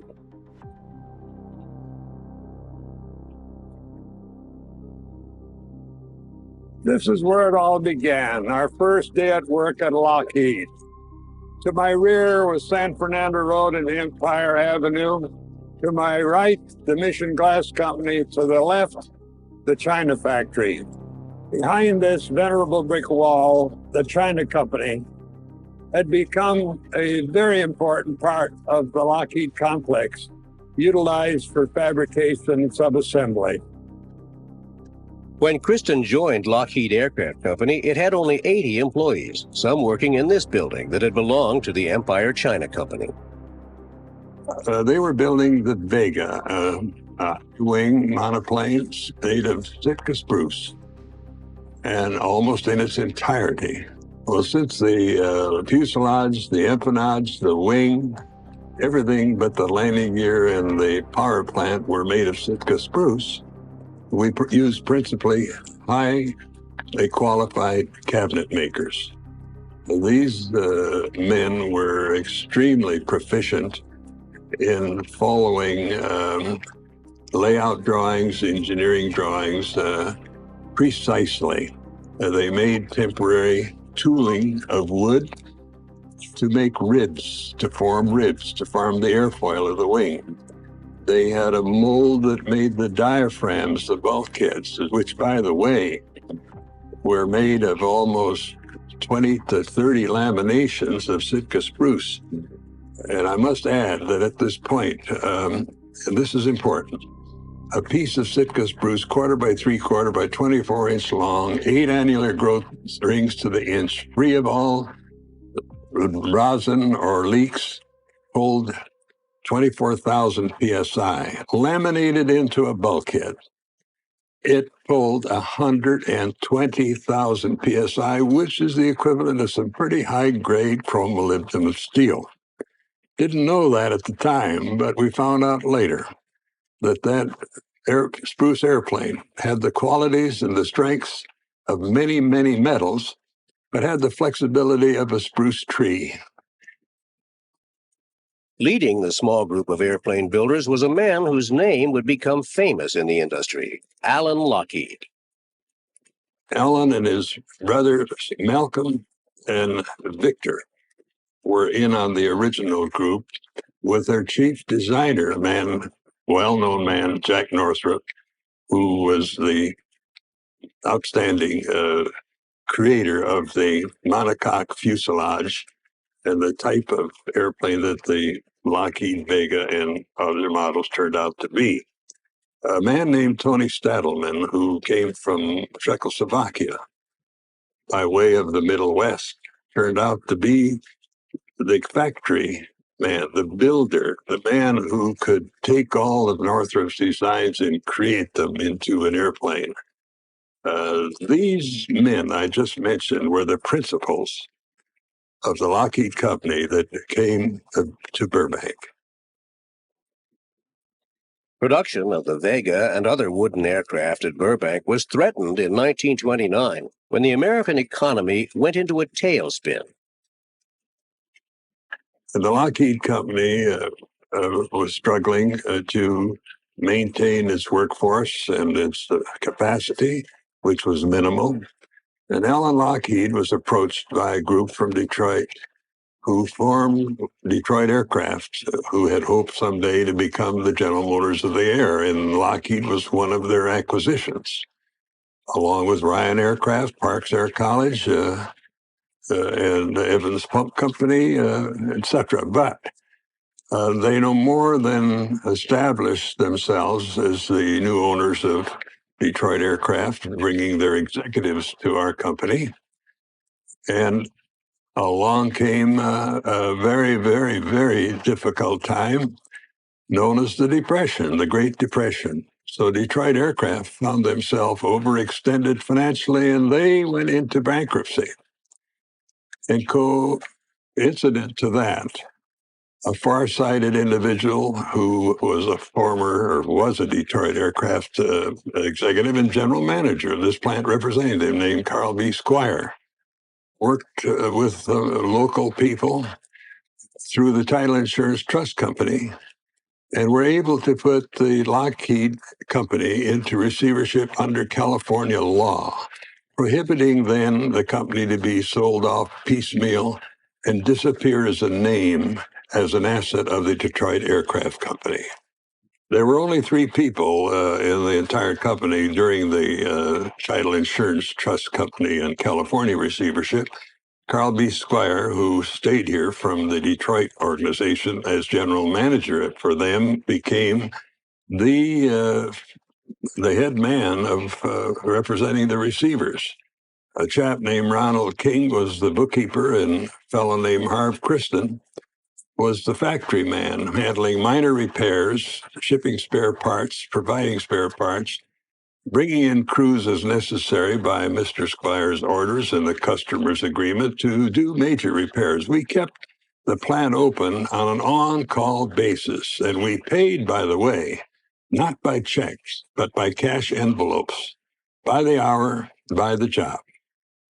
In June of 1932, a small group of investors headed by Robert Gross, including Cyril Chapelet, Carl Squire, Mr. Ryan, and Larry Ames, and Walter Barney of the Barney Speed Line, were able to put together $40,000, which seemed to be an appropriate bid at the time for the company. There were others that attempted to consolidate and be bidders, but did not quite make it. Therefore, on the day of the court sale, Mr. Carl Squire, who was going to represent those of us that were at the factory, suggested that I might go down and witness the sale. We took the Lockheed truck. I took the Lockheed truck. We drove down, sat in the rear of the courtroom, very inconspicuously, and observed the following. When Robert Gross presented the $40,000 check to the judge turned to him before closing the sale and said, "Young man, I hope you know what you're doing." And Mr. Robert Gross said, "Yes, sir," most enthusiastically. And with that, the judge hit the gavel on the desk, and sold was his statement. And that concluded the sale out of receivership, but the beginning of our wonderful company that we have today. You know, there was an era in the aviation world when it took a Lockheed to beat a Lockheed. And when better airplanes were built, we said, Lockheed will build them. And that's when the Vega brought the good name Lockheed into the limelight as the most reliable, best performing, highest cruising speed, best fuel consumption airplane flying in its day. Famous pilots, Wally Post, who flew around the world on 2 occasions, once with a navigator and once alone, and then broke the record for high altitude performance with a flying suit of its day, the forerunner of today's astronaut suits, by making a little red Vega that normally cruised at 150 miles an hour, cruise at 350 from our Southern California to the East Coast. Other than Wiley, there were famous pilots such as Roscoe Turner, who flew for Gilmore L Company, He was a flamboyant type of a pilot, but he brought great credit to our airplanes, both the Vega and the Air Express, which became the Earl Gilmore Oil Company airplane, where he, as his mascot, carried the lion, Gilmore. Other pilots, such as Sir Charles Kingsford Smith, who flew the Pacific in a Lockheed L-Terror. And then there was the Magyar brothers, who flew the Justice for Hungary from New York to Budapest, bringing to the attention of the world the freedom for Hungary. Well, Jimmy Doolittle came to us as a bit of a hero because he had made the first flying landing in Dayton, Ohio under a hood. Had never been done before. Complete landing without sight of the terra firma. When Jimmy Doolittle acquired his Lockheed Orion, a derivative of the old original Vega design, he was the research pilot for the Shell Oil Company. By 1934, the company had made the management decision to proceed with this new Electra Model 10. And it was built assembled primarily in the hangars that were left here by the old original Lockheed Detroit Aircraft Company. Final assembly, if you please, outside of the hangars, because the hangars are not big enough to take on the wings of the airplane and the assembly. From there, they proceeded to our own little flight line along this railroad strip, not yet anything but a dirt runway.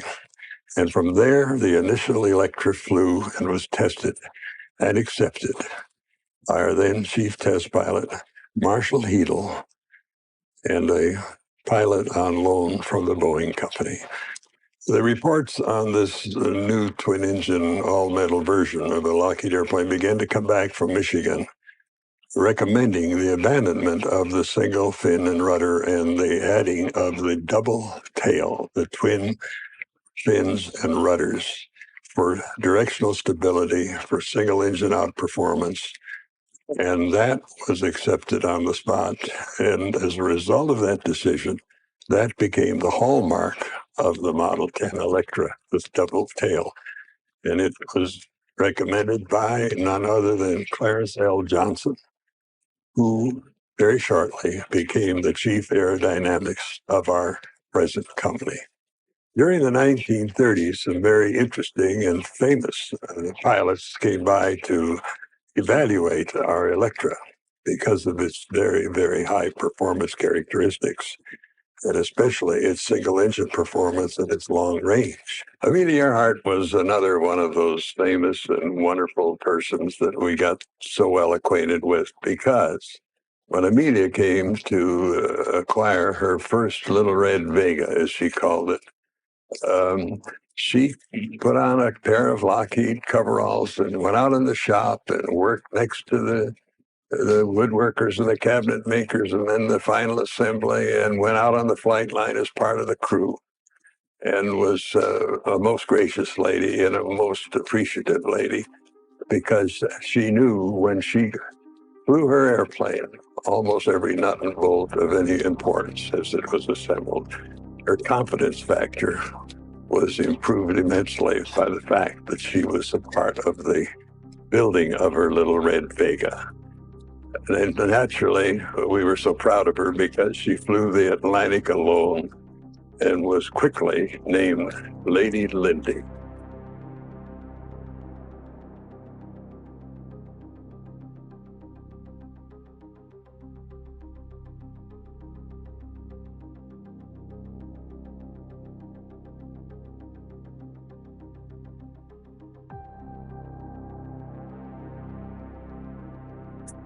When she flew the Atlantic, she, of course, landed in Londonderry, Ireland. And the people, of course, that were most gracious and most appreciative of her wonderful accomplishment. Later on, in years to come, we had another great experience with Amelia when she came out to personally become involved, just as she did on the Vega with her Model 10E Electra. That it was very specially built for her because she was going to carry approximately 1,100 gallons of fuel. She was going to have special navigation equipment, And in the process of building her airplane, once again, she put on coveralls and became especially involved in what we called our QEC, our power plant installations. In fact, I can recall her help plumbing and the engine installation, because she wanted to know firsthand how and where the fuel, the electrical power, everything came from in the power of the airplane, knowing full well that with two engines, she'd need them both with the heavy load takeoff that she was about to make on the round-the-world flight. In other words, once again, Amelia became part of our crew, part of us, in the process of building an airplane. Another demonstration of a great pioneer and a wonderful lady. Then there was Charles Lindbergh and his wife Anne, who frequented our place daily almost during the process of the building of their Cirrus. We built it, of course, as a fixed gear land plane, but knowing in the final analysis that he was going to do a route survey of the Pacific for Pan American, but that Cirrus that he and Morrill Lindbergh acquired was very special because we put a canopy on, we put things on to protect them from the elements, because Anne became his navigator and his radio operator. Just think of it. Here's a lady that just never had an experience like that until she married this wonderful pilot, this wonderful fellow, Slim Lindbergh. They eventually, of course, put floats on the airplane. And testing that airplane, which we'd never put floats on before, was quite a unique experience. Again, the center of gravity, fuel loading, and the takeoff characteristics of a seaplane, so different than a land plane, caused us to go through some very interesting, we called them high taxis. And of course, to get a float up on the step, you almost have to have a turbulent sea. A smooth sea gets you nowhere. Lindbergh knew that. And they used to go ahead of him when he tested with a high-speed boat to create the turbulence in the waves and the water in the wake of the boat to help him get the vacuum broken under the steps of his floats. What an experience it was for us, because we had never built a low-wing Cirrus seaplane before. Yet another wonderful experience was to have this great pioneer, most enthusiastic aviation man named Howard Hughes come to our plant with a little Boeing P-12 and ask Kelly Johnson and our engineers and Mr. Gross if we could modify it and turn it into a high-speed racer. It turned out that it was my good fortune to be in charge of that project. And we had a no-holds-bar latitude. We could get anything anywhere we wanted at any time. We stripped the fabric down to the bare tubular skeleton. And with a little skill and special engineering, we were able to make it into a monocoque-type shaped fuselage with sheet metal, streamline it, put streamlined gear, landing gear on, add a terrifically heavy-duty, high-powered power plant, compensate the center of gravity for Howard. And we accomplished that in weeks, not months. And following that, we had the great experience of Howard selecting the Super Electro, we call it the Model 14, to fly around the world. And of course, that took special handling with regard to fuel consumption, fuel capacity, navigation gear, navigation equipment.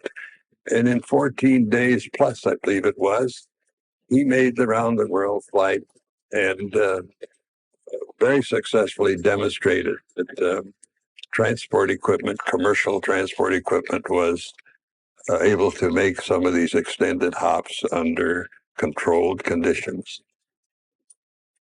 In the 1930s, before Lockheed had any facilities at the nearby commercial airport in Burbank, the company did all of its flying from a dirt runway between Empire Avenue and the railroad tracks. This is the site of the original 2,000-foot dirt runway, gopher holes and all. It's from this very runway that the famous Winnie Mae of Wally Post, Amelia Earhart's Little Red Vega, Sir Charles Kingsford Smith's Altair, Lindbergh's Cirrus, all of them flew from this very runway.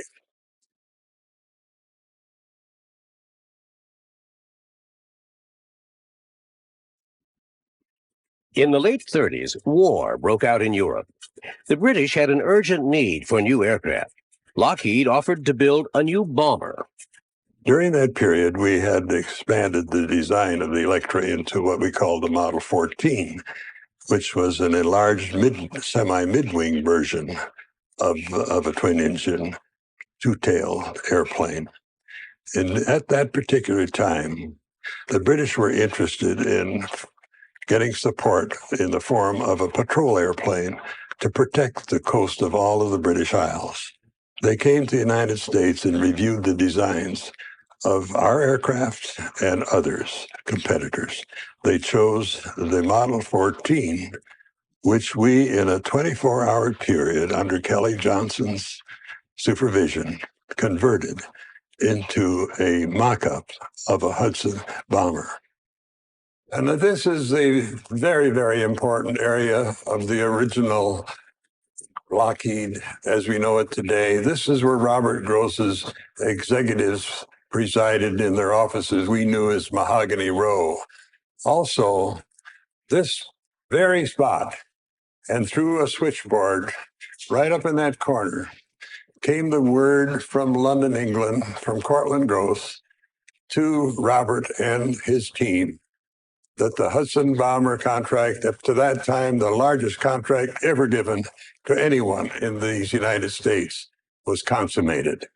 When we received that order, immediately we had a procurement program established that was second to none, with the organizations such as the Aluminum Company of America and the engine manufacturers, because 200 Hudson bombers in one initial order never had come to any company in that quantity before, on a schedule that was so uniquely developed to meet British requirements.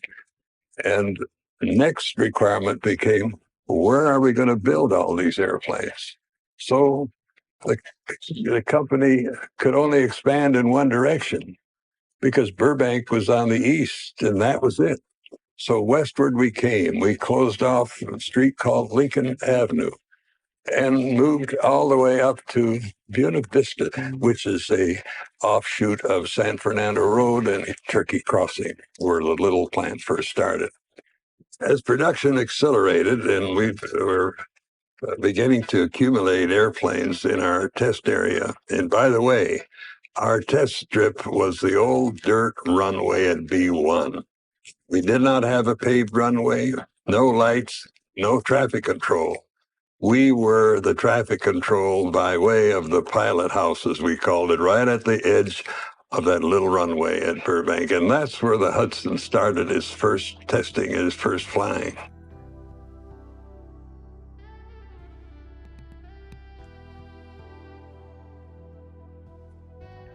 You know, during the midpoint, or as we became quite well established on our Hudson line, along come a design competition that Kelly Johnson entered for Lockheed. Turned out that it became Lightning, the twin-tailed P-38. So what we did is we divided the assembly line into a Hudson line and a P-38 line, and started the P-38 line down through the same general overall assembly building, paralleling the Hudson bomber. The rate of the P-38 was slow and accelerating initially, but we got it up to where many P-38s a day came off that line, even faster production schedule than the Hudson. The P-38 program probably accelerated faster than any line in the area. We got to a point where we were able to roll a P-38 in an hour, but we had control over the condition of those airplanes to the extent that you could pick any airplane.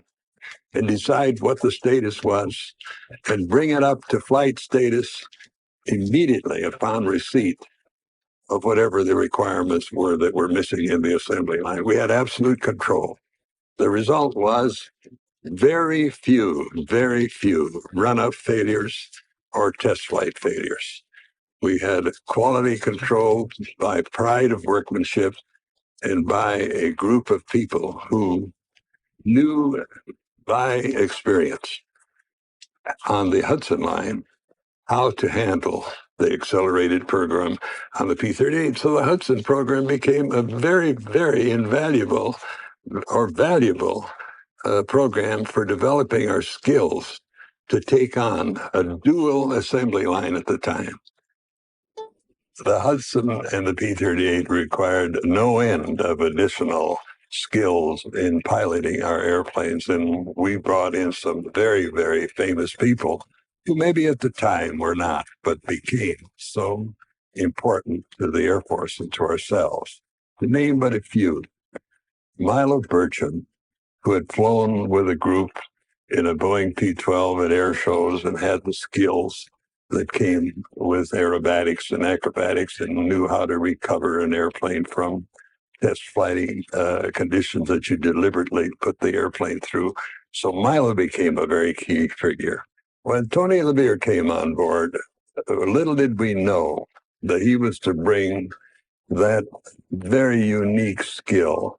To Tony, the impossible was just a little more difficult. Tony was able to do things with the P-38, as was his partner, Fish Salmon, who became famous also. They literally flew test flights, monitoring each other, confirming each other's results, which was a rather unique condition.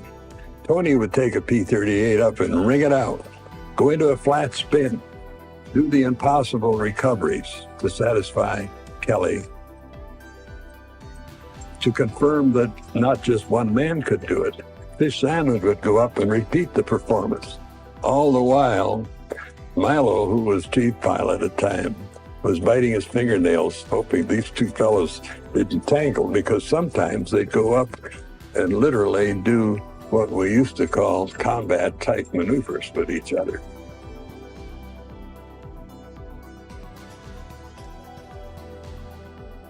Right about the time that the P-38 and the Hudson were going full swing, there was a need for second sources of some very prominent and very important airplanes, and one of them was the B-17.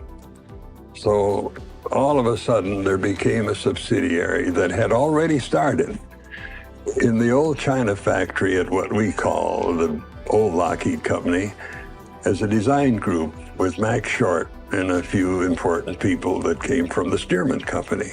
This fully owned subsidiary was known as the Vega Company, very proudly, because the Vega, in its early days, as you know, made the name Lockheed quite famous.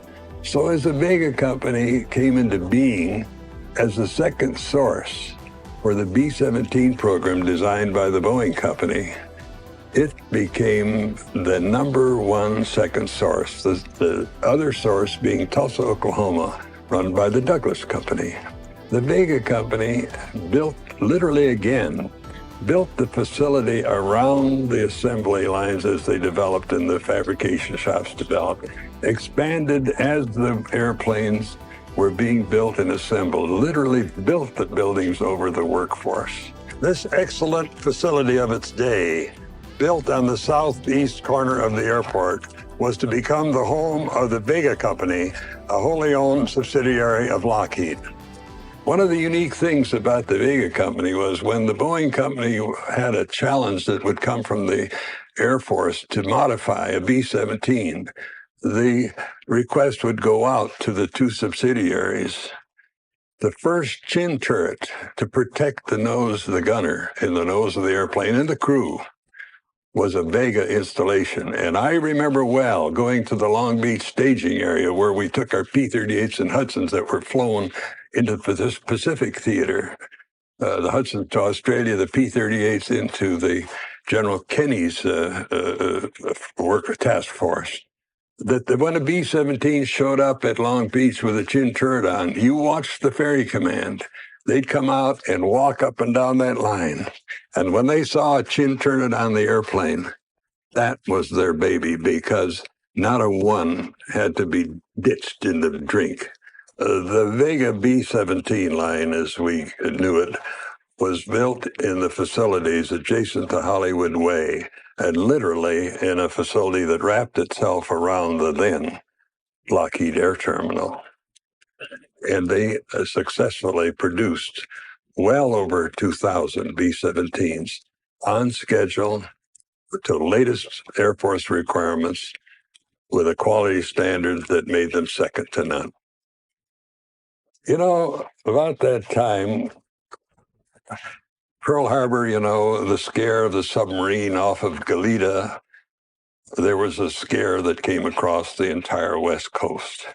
Shipbuilders, airplane builders, anybody that was vital to the defense program had to have the ultimate of protection. And somebody came up with the idea of camouflaging our plants.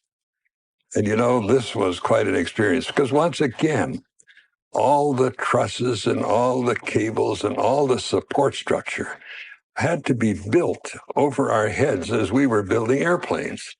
And the part that was so darn messy was the fact that they used chicken wire, as we called it, to stretch over these buttresses and cables and so forth over our plant. And then what did they do but blow feathers with an adhesive, waterproof adhesive, onto these wires? So we were picking chicken feathers out of our airplanes, out of our hair, all at the time we were building airplanes. But believe it or not, when we found out through aerial shots of what our plant looked like from the air, we suddenly discovered we were a little community of houses and business buildings that somehow or other, the giveaway only that we detected was the fact that a railroad track ended and began in the middle of this little community that was called camouflage. Right in the middle of this intense production program, our great Kelly came up with another dream. Because suddenly there'd become available in England an engine designed by a Mr. Whittle. It was called the Whittle turbine. And while that was going on, Kelly had already designed on paper how he was going to apply that little engine and that thrust to an airplane. That airplane became known as Lulabelle. It was built in tents. It was built in little buildings that suddenly became vacated and available, and then became secured and fenced off. And suddenly out of that little complex came drawings. We who were building the production airplanes suddenly became aware of a drawing that would come out for a forging and a part that had a peculiar name, like McCormick Deering Tractor. Had no relationship to an airplane, to keep the design secretive. And when that went out to a forging company or whoever it was that made that component, they were put in a position of not needing to know. And that was the key. Unless you had a need to know, you didn't ask questions, you didn't become involved. So as Kelly built Lulabelle in a record 143 days, towed it up to then Muroc Dry Lake, now Edwards Air Force Base. And again, here comes that wonderful guy, Milo Burcham, who was elected to make the first flight in Lulabelle. Lulabelle flew, was very successful. The thing that Milo said, gosh, it maneuvers well, it's fast, and it gives you a feeling of confidence.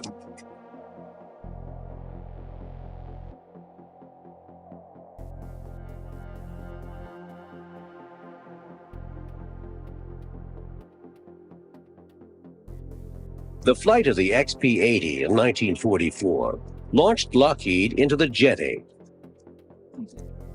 This design would evolve into America's first production jet fighter, the Air Force Shooting Star.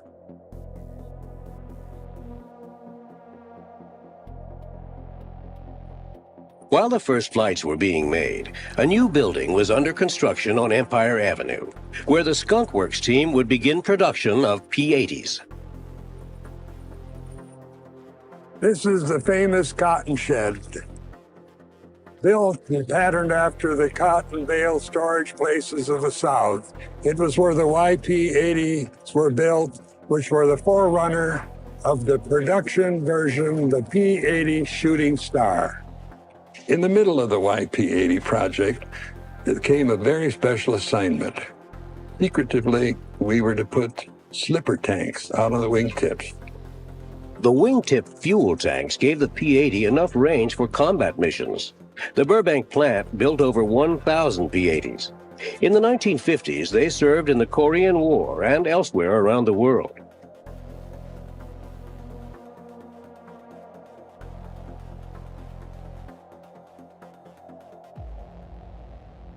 Just before World War II, Lockheed had designed a large new transport.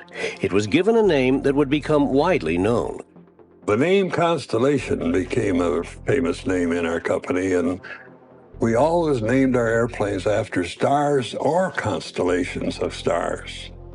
And the Cirrus was a star, the Vega was a star, the Altair was a star, and along comes the need for a bright and shiny new airplane that had the benefit of all those that had gone before, and it became a Constellation. And its nickname was the Connie.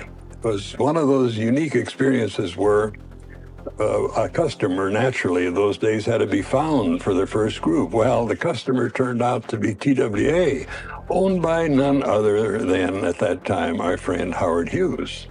So as Kelly Johnson and his design staff and Robert and Corlin Gross and Howard Hughes would meet, they would draw and submit ideas of what the configuration should look like. Well, one interesting experience, and this is a factual experience.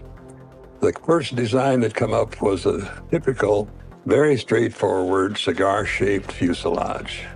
And it had a multiple tail, but it didn't look like what the Connie turned out to be. Mr. Gross looked at that airplane, as did Howard and the rest, and it was a very efficient-looking, straightforward design. Every section of that fuselage is identical. It was ideal for production. But Mr. Gross says that airplane doesn't look like it really wants to fly freely. Why don't we do this? He walked up to the blackboard, and he drew a couple lines that looked like a side view of a dolphin. And Kelly looked at that, and Howard looked at that, and they said, wow, if we do that, technically the fuselage becomes an airfoil because your shape is like the wing rib of an airplane wing. So all of a sudden, right then and there, in spite of the need for standardized production, we had a multiple shape design that, of course, made new bulkheads at every station and made it a little complex initially. But oh, how it contributed to the reputation of that airplane. The first Constellations came off the Burbank assembly lines during World War II and served as military transports.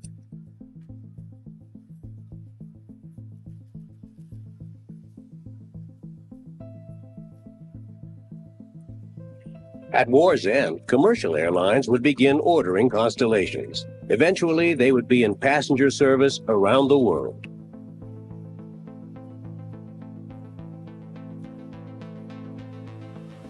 To see it in the air was to see the most graceful airplane. And that Connie became the flagship of Pan American, Eastern Airlines, Chicago and Southern that became Delta, and many airlines in the European theater. Even Qantas Airlines down in the South Pacific, they put drop tanks, tip tanks on the wing, extended the range and made it look almost like a version of a military airplane, but it still had the grace of a Connie. And that airplane was, in a commercial sense, the airplane that took us into the next and the next and the next generation of Lockheed airplanes. The military Constellation assembly line was one of many production lines that operated simultaneously at Burbank during World War II.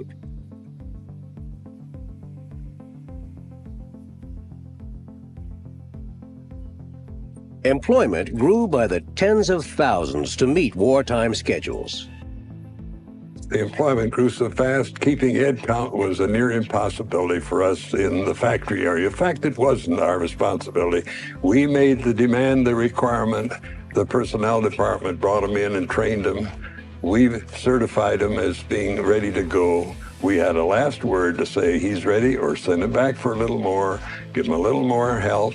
But in that process, all of a sudden, including our outlying plants as far away as Bakersfield, Beverly Hills, believe it or not, the old Ford motor plant called B2, the old Willys Overland plant in Maywood, where we made our drop tanks for our P-38s. All of those airplanes and all of those called for the maximum effort on personnel and training. At that point, we passed well over the 90,000 mark. In fact, some of our people will insist that we did reach the 100,000 mark. Conservatively speaking, I would say 90,000 plus. From a little company that, remember, started in 1928 with 80 people. Many women joined the wartime workforce. Yes, all the women came into Lockheed. They reached a peak of almost 40% of our production workforce. They particularly adapted well to precision work. Their fingers were more nimble. We were all thumbs. They could put an instrument panel together. They could assemble wiring bundles to install as a unit into the airplanes. They could assemble hydraulic units very precisely. They adapted so beautifully. And we brought that term out at the Vega company called Rosie the Riveter. But believe it or not, Rosie the Riveter was a symbol, but the riveting was one of many, many skills that they brought to our company. During the war, the company's Burbank facilities had expanded to cover several hundred acres. Factory buildings spread for half a mile east and west of the old China Company quarters at Empire Avenue and San Fernando Road.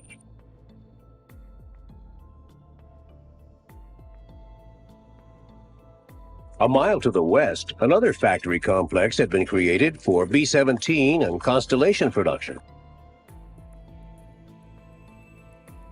By 1945, the Burbank factories had built almost 19,000 combat aircraft for America and her allies.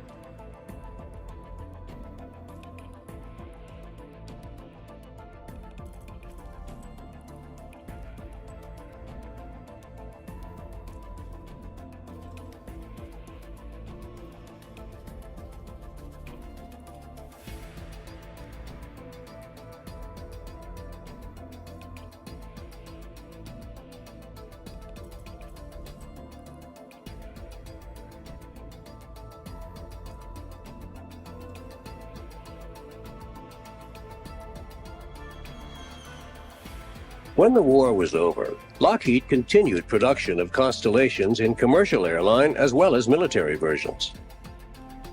The company and its Vega subsidiary also began designing new aircraft, including one for the Navy's anti-submarine patrol missions.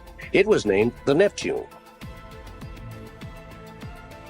They wanted it to be compact, not cumbersome, small by comparison. So they come up with the idea that it would be a two-engine airplane with a tremendous fuel capacity to stay on station and yet have the ability to carry the payload that was required. And it had to have some unique features never before installed. For instance, it required a magnetometer that heretofore had been used in the oil industry to find and locate oil fields, which was a device that was attached to the airplane. It looked like a stinger. And so the P2V Neptune was the second breath, you might say, of the beginning of the very successful career of the Vega Airplane Company and its contribution to the services. And another version, Operation High Jump, South Pole Expedition. Suddenly, we got the request to develop a ski airplane. Well, it come out that it wasn't just one. It was a sequence of ski airplanes, backup airplanes, where the Navy was going to go to the South Pole and do some exploratory work. Another very important contribution that P2V was made to the Navy and to our services and to our country was the fact that it demonstrated that it had the ability to stay airborne for hours beyond any aircraft up to that point. To demonstrate that, a commander took an airplane and designated the truculent turtle. What a name for an airplane that performed like the P2V. He flew that airplane nonstop from Australia to Columbus, Ohio. And incidentally, when he landed, he played it safe. He had enough fuel on board. He could have gone to the Navy base in Washington, D.C. During 16 years, starting in 1946, the Burbank plant built more than 1,000 Neptunes in many versions. The P-2 also was built by the Japanese under license from Lockheed.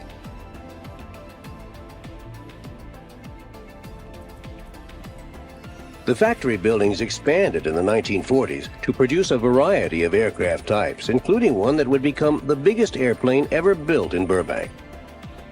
Its assembly would require Lockheed's largest building in Burbank.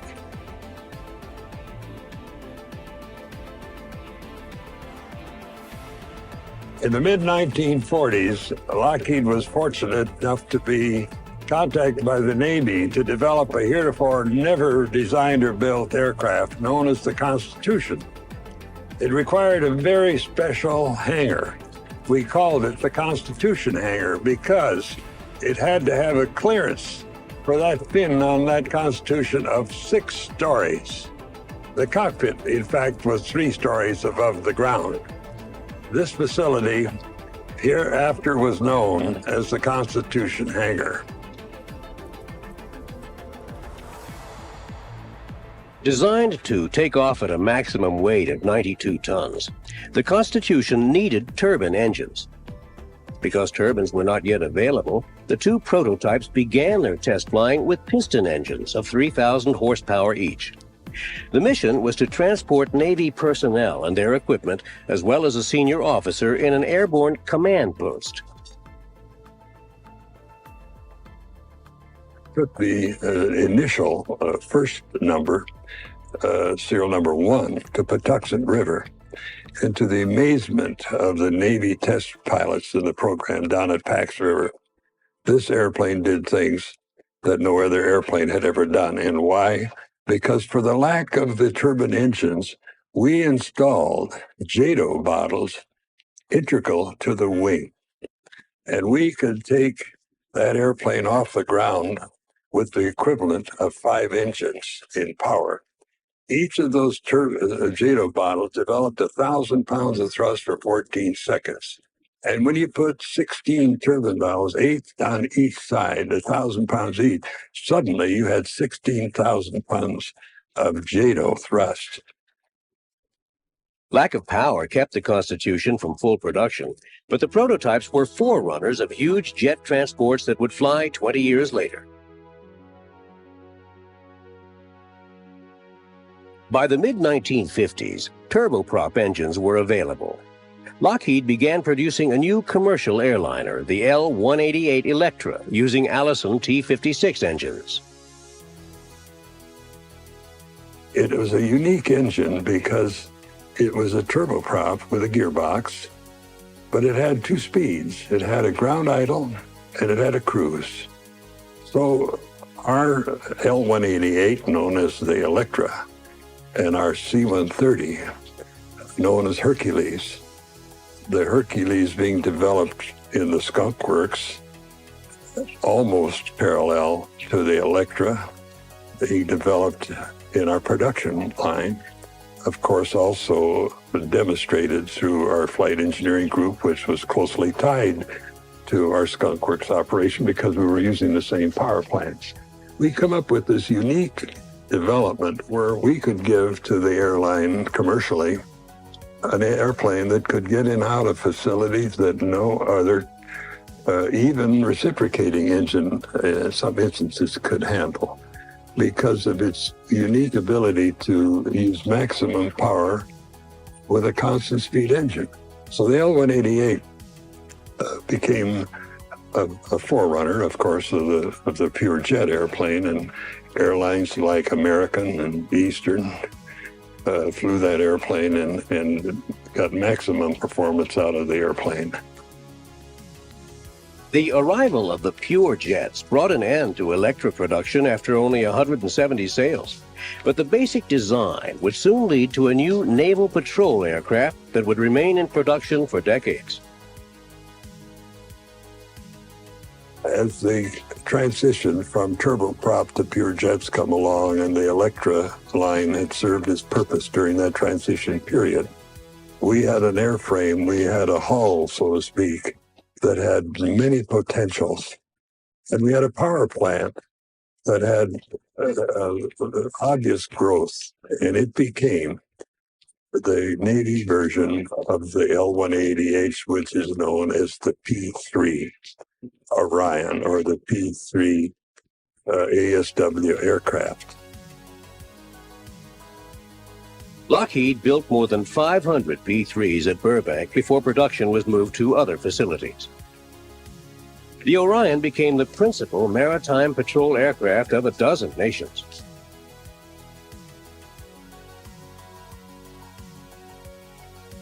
At Burbank, new ideas led to additional designs that were built at other Lockheed facilities. The Skunk Works P-80 fighter evolved into a two-seat trainer, the T-33. Over 5,000 were built at Palmdale for air forces worldwide. In the 1950s, a need for a long-range, very high-altitude reconnaissance aircraft inspired Kelly Johnson and his team to design the U-2. There was an airplane that had to be able to develop an ability to go out of the range of then known missiles, altitude-wise, and have a range, fuel consumption-wise, that was more extensive than even our long-range ASW type airplanes that were designed for long range. So they come up with a unique airplane with a very slim glider type, soaring glider type wing, with a bicycle landing gear, a couple outriggers, a very reliable power plant, and a set of instrumentation that could sense and do a reconnaissance job that had never been done before.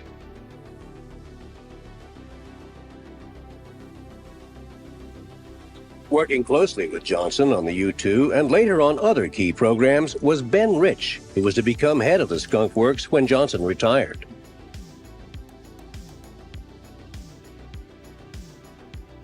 America's first Mach 2 fighter also emerged from the Skunk Works in the 50s. Over 700 starfighters were built at Palmdale, and 2,000 more were produced by foreign manufacturers. In Italy, production continued through the 1970s.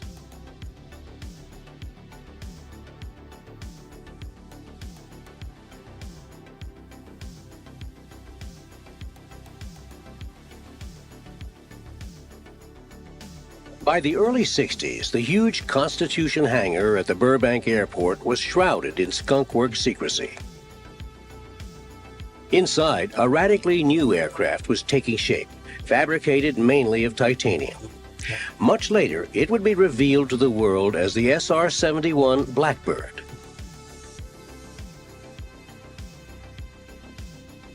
In 26 years of service with the Air Force, SR-71s gathered reconnaissance data while flying over trouble spots at altitudes above 80,000 feet and speeds over 2,000 miles per hour.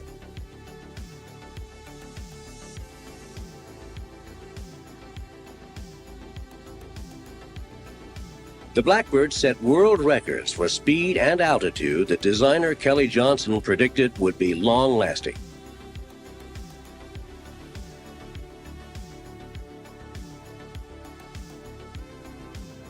I think it'll be a long, long time before we have an airplane that has higher performance than the SR-71, because the need for it is not there in terms of the fact that we can have satellites circling the Earth in 90 minutes, and we do not have to go any faster than what we go with this one right here, and it'd be very, very expensive to go Mach 4 or faster. So we may be seeing here the highest speed military airplane that there will be around for a long time. In 1969, Lockheed received a Navy contract to develop a new anti-submarine patrol aircraft that would operate from carriers. Production soon began at Burbank. Coincident to the production of the P-3 and as a parallel and a new development came an onboard carrier type, a two-engine anti-submarine warfare airplane that had multiple missions even beyond the basic ASW, as a tanker, as a support aircraft for the PS-3 fleet, which accompanied the carriers. That airplane is in operation today and with modifications has been updated to concurrent requirements of the Navy and will be known as the first ASW type Lockheed built carrier airplane. In the 1970s, we came into the wide-bodied jet field with a high-capacity L-1011 TriStar, an airplane that was so far ahead of its competition design-wise and capability-wise that it became another hallmark of Lockheed achievement. It was fabricated, sub-assembled in Burbank. The assembly line and the delivery operation was at Palmdale in a new facility built primarily for L-1011 production. The airplane, even today, is in use in various parts of the world, and you hear of it having new duties to perform by new operators, new challenges, and it'll be around for a long time as a standard.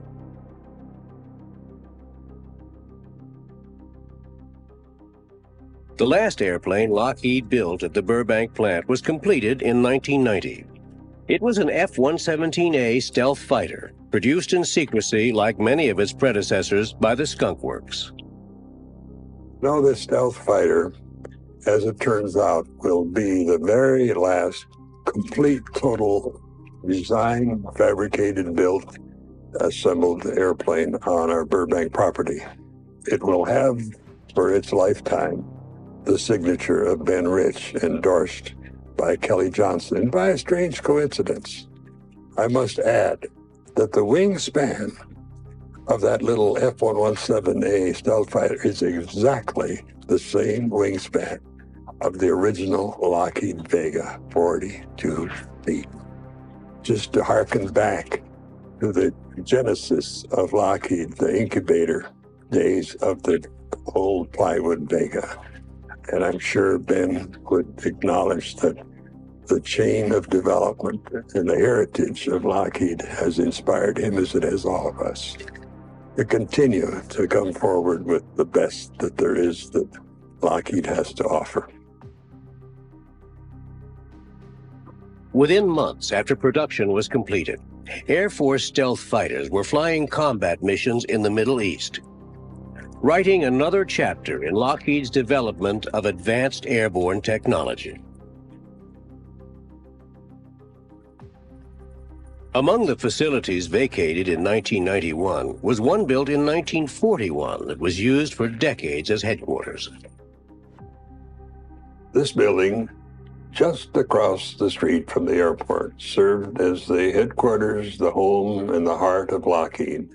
It was first or initially occupied by the Vega Company, followed by the Lockheed California Company, then the corporate headquarters, and finally is the home of the Lockheed Aeronautical Systems Company. This building was the headquarters of our pioneering chairman of the board, Robert Ellsworth Gross. Robert Gross was a great visionary. He saw the potential in the future of our company. He was followed then by his brother Cortland, who Robert Gross always gave credit to for the man that got the job done. Cortland then was followed by an outstanding young man who came to us from outside the company. His name was Daniel J. Houghton. Dan brought a broad experience in leadership and in his strengths that came naturally to Dan, of bringing people together to execute a common project or objective. Then he was followed by a man from outside the industry, Robert Hack. He carried us through a very difficult transition period. He saw the strengths in our company, and he pointed out to us those areas where we could be even stronger. Roy Anderson came to us with a financial background out of Stanford University. Roy brought to us his abilities to select and develop people and put a team together. Roy then was followed by the last chairman of the board to occupy this now famous building. His name is Larry Kitchen, a fighting Marine. Larry didn't know how to use or spell the word quit. Larry was a man who got the job done and who put the team together and developed a common objective.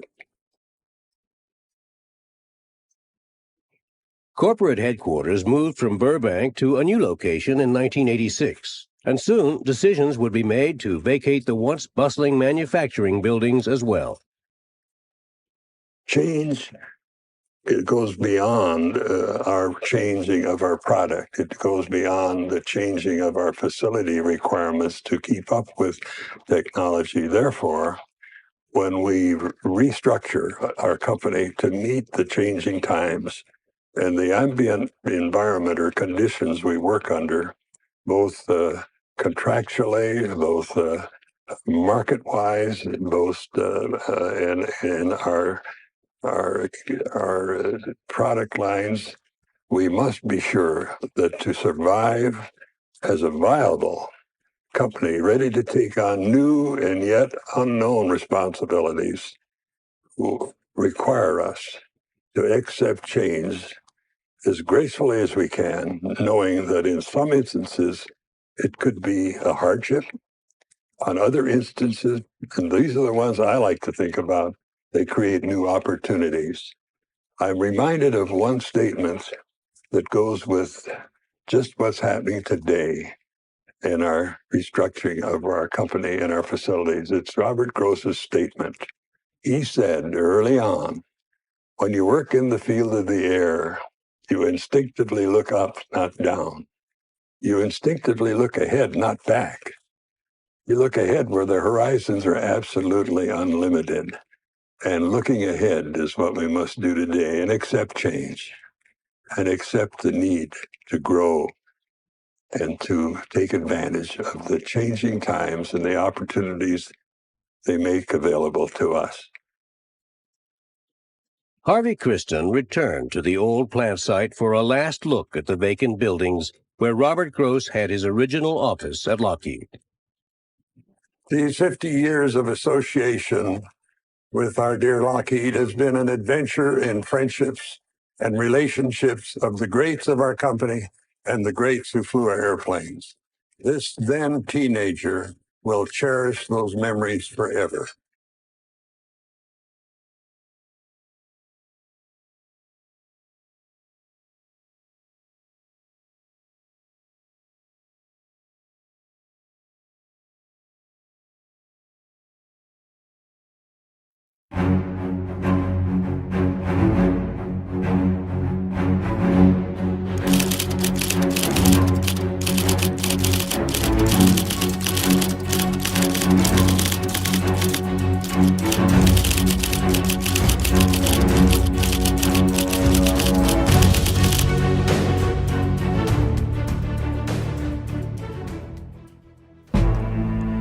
He decided he wanted to design aircraft when he was 12 years old after reading Tom Swift and his airplane. He designed his first plane before he'd ever seen one in person. When he first applied for a job at Lockheed, the company turned him down flat. He got his master's degree in aeronautical engineering and returned, and was rewarded for his persistence with an $83 a month job as a tool designer. By the time his career at Lockheed ended 47 years later, he had built the most important aircraft research and design facility in the world. There, in Lockheed's legendary Skunk Works, he and the team he led revolutionized aviation. For 30 years, it was impossible to see a significant display of American aircraft without seeing something Kelly Johnson had designed. Whether it was a fighter, bomber, transport, passenger liner, or even a spy plane, the odds were that he had designed at least part of it. Without question, he is the greatest aircraft designer in history. He is Clarence Kelly Johnson. Clarence Kelly Johnson was born in the town of Ishpeming in Michigan's Upper Peninsula on February 27, 1910. The son of Swedish immigrants, he got his Irish nickname from schoolmates after he stood up to the school bully. He had been dealing with some of the kids at the school calling him Clara, since his first name was Clarence. And he finally had his fill of it and decided to take reprisals on one of the bullies.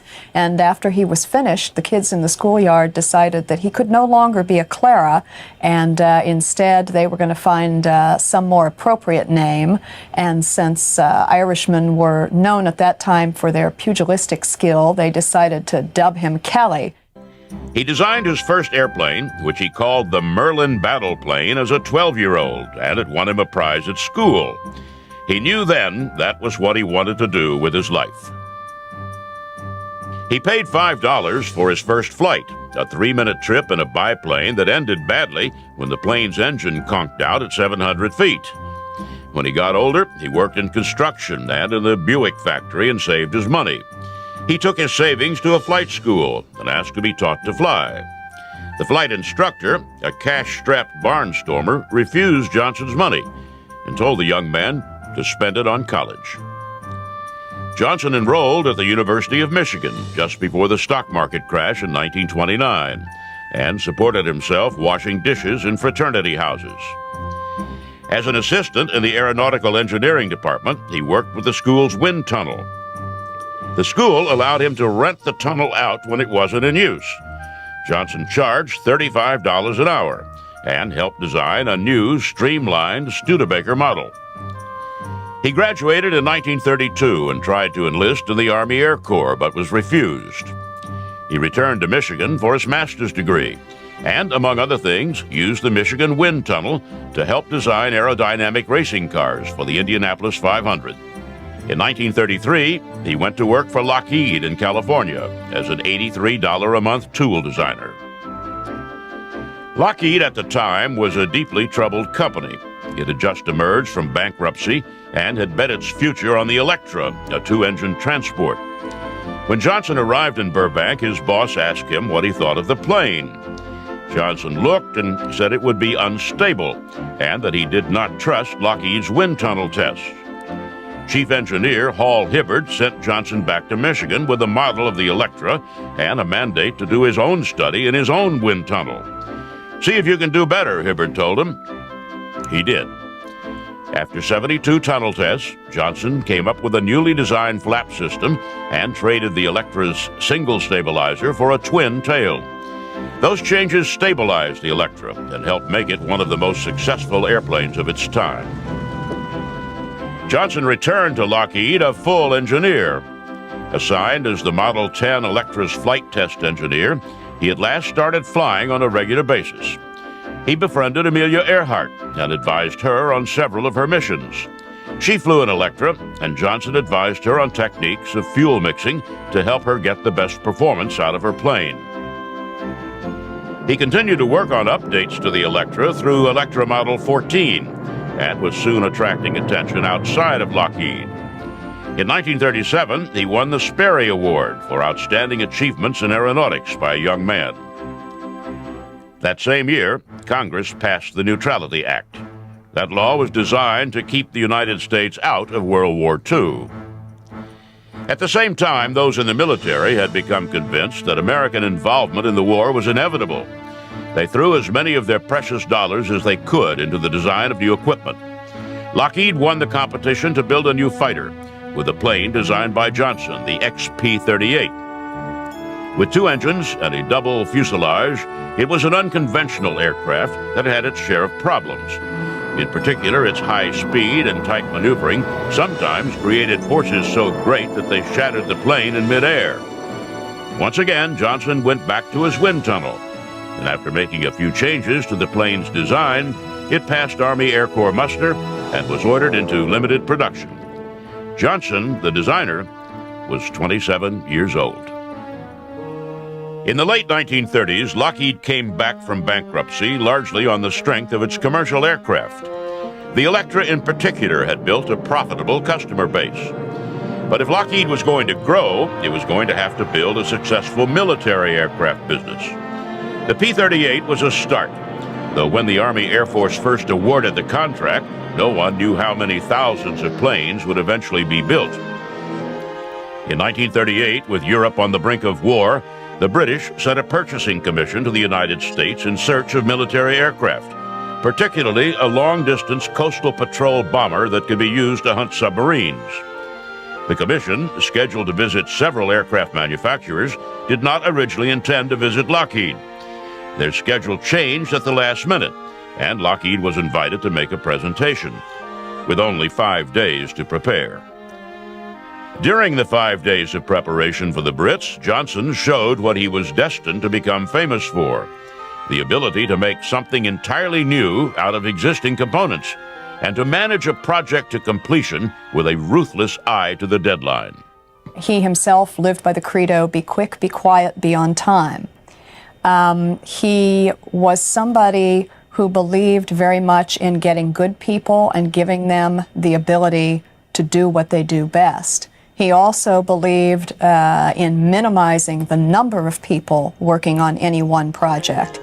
In only 5 days, Johnson and his crew not only redesigned the Electra to fit the needs of the Royal Air Force, they also built from scratch a full-scale wooden model of the plane, a civilian transport converted into a medium bomber. The Brits were amazed. They were so impressed by Johnson and his crew, they invited Lockheed executives to England to confer with the Air Ministry. Johnson went along.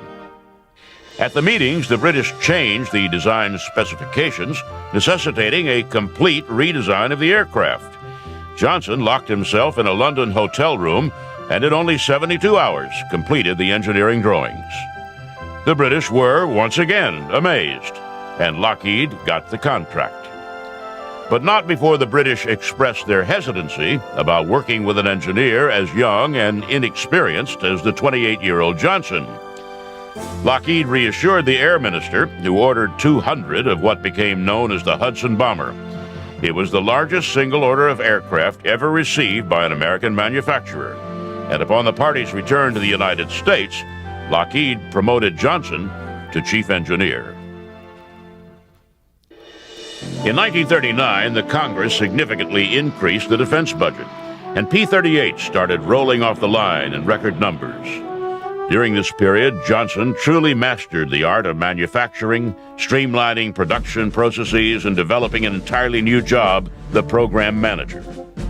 Now a staple of manufacturing, the program manager is a person far down the chain of command who has working control of a project. If that all seems a bit heavy on the business administration in a discussion of aircraft, consider this. Johnson believed that outstanding aircraft designed and manufactured quickly were inevitably the product of a single visionary. That visionary was usually, of course, Johnson. He was not someone who believed in development via committee. He was also somebody who hated lengthy reports and normally limited any report that was sent to him to 20 pages. He believed in brevity, he believed in clarity, and he believed in giving people the tools necessary to get the job done. In 1943, Lockheed put Johnson in charge of advanced products research, setting him up on a plot of land on the outskirts of Burbank, California. Johnson called his new kingdom the Skunk Works, after the still in a cartoon strip, Little Abner, that was responsible for the making of a mysterious and powerful brew called Skunk Works. In the Little Abner cartoon, there was a potent mystery elixir known as Kickapoo Joy Juice. And Kickapoo Joy Juice was made at the Skunk Works, or Skunk Works, as it was called in the comic strip, through a variety of things that were thrown into a giant mixture, among them skunks, old shoes, and things like that. And the nickname was applied to the Lockheed operation because, indeed, it was a mystery elixir. Nobody was quite sure what was going on in there, but they knew that a lot of things were being thrown into it and that Kelly Johnson was pulling a lot of people from various locations in order to create something interesting. The job of the Skunk Works was to quickly, cheaply, and secretly develop advanced aircraft that could help win the war. Its first assignment was the P-80 Shooting Star, the first American jet. Intelligence had determined the Germans were far along in their development of jets, and the not-so-secret fear of the Army Air Force was that the Nazis would deploy their jets in large numbers before the war in Europe had ended. The effect on the Allied bombing campaign would have been horrendous. The Allies' propeller-driven fighters would have been almost useless against a jet-powered fighter. Kelly Johnson, in his efforts to oversee those operations, would pull people from other projects and would go about trying to get a minimum number of the very best people and put them on the project, give them minimal supervision, but let them trust them to be able to do the jobs that they're chosen to do. After setting up the Skunk Works and recruiting his team, Johnson went to work on the P-80. Lockheed's contract with the Army Air Force gave him an incredibly short schedule, 180 days. Johnson went on a binge of designing and set his team to work on various critical paths and had the prototype ready for testing 37 days ahead of schedule. In 5 months, Lockheed had designed and built the first American jet. They hauled it from Burbank to Muroc Air Base in the California desert for testing. Fearful that there might be spies in the surrounding hills, they disguised the jet during transport with a plywood propeller. Johnson said years later that when he rolled out a new plane for testing, there was only one thing he thought about. What have I forgotten? In the case of the P-80, despite the short design and construction cycle, he hadn't forgotten much. It was a beautiful aircraft, faster and more agile than anything in the American arsenal. The war ended before it saw combat, but it evolved into the T-33, one of the best and longest-lived jet trainers in history. When the war ended, however, there were those who questioned whether the Skunk Works had a role to fill. After World War I, the business of aviation had shrunk almost to non-existent.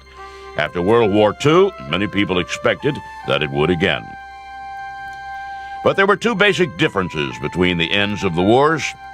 First, the United States was engaged in the world after World War II in a way it wasn't after World War I.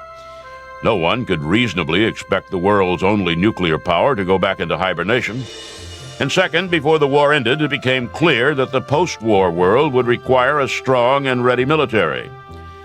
Because on the day the Japanese surrendered, the world separated into two groups of allies, those in the communist East under the control of Joseph Stalin, and those in the democratic West. World War II was over, but the Cold War was just beginning. Kelly Johnson and the Skunk Works were just about to become the most important aircraft developers in the world. Over the course of his career, Kelly Johnson designed more than 40 aircraft. His most prolific period by far was in the 1950s. That was a decade of tremendous technological advance, achieved in an atmosphere of never-ending crisis. And there was no better place for aeronautical engineers to work than the Skunk Works. Johnson designed and built the Constellation, the most elegant aircraft of its time, and a plane that served effectively in both civilian and military roles. He experimented unsuccessfully with vertical takeoff and landing aircraft, with the idea that they could operate from relatively small ships. He designed the F-104 Starfighter, at 1,300 miles an hour, the fastest aircraft ever flown at the time. It was a sometimes fussy plane to fly, and at more than Mach 2, there wasn't a lot of room for error. It was adapted around the world to a number of difficult tasks, including carrying nuclear weapons. Johnson didn't approve of all the modifications others were making to his plane, but could do little about them. As the Cold War heated up, it became clear that the United States needed a way to peer deep into Russian territory.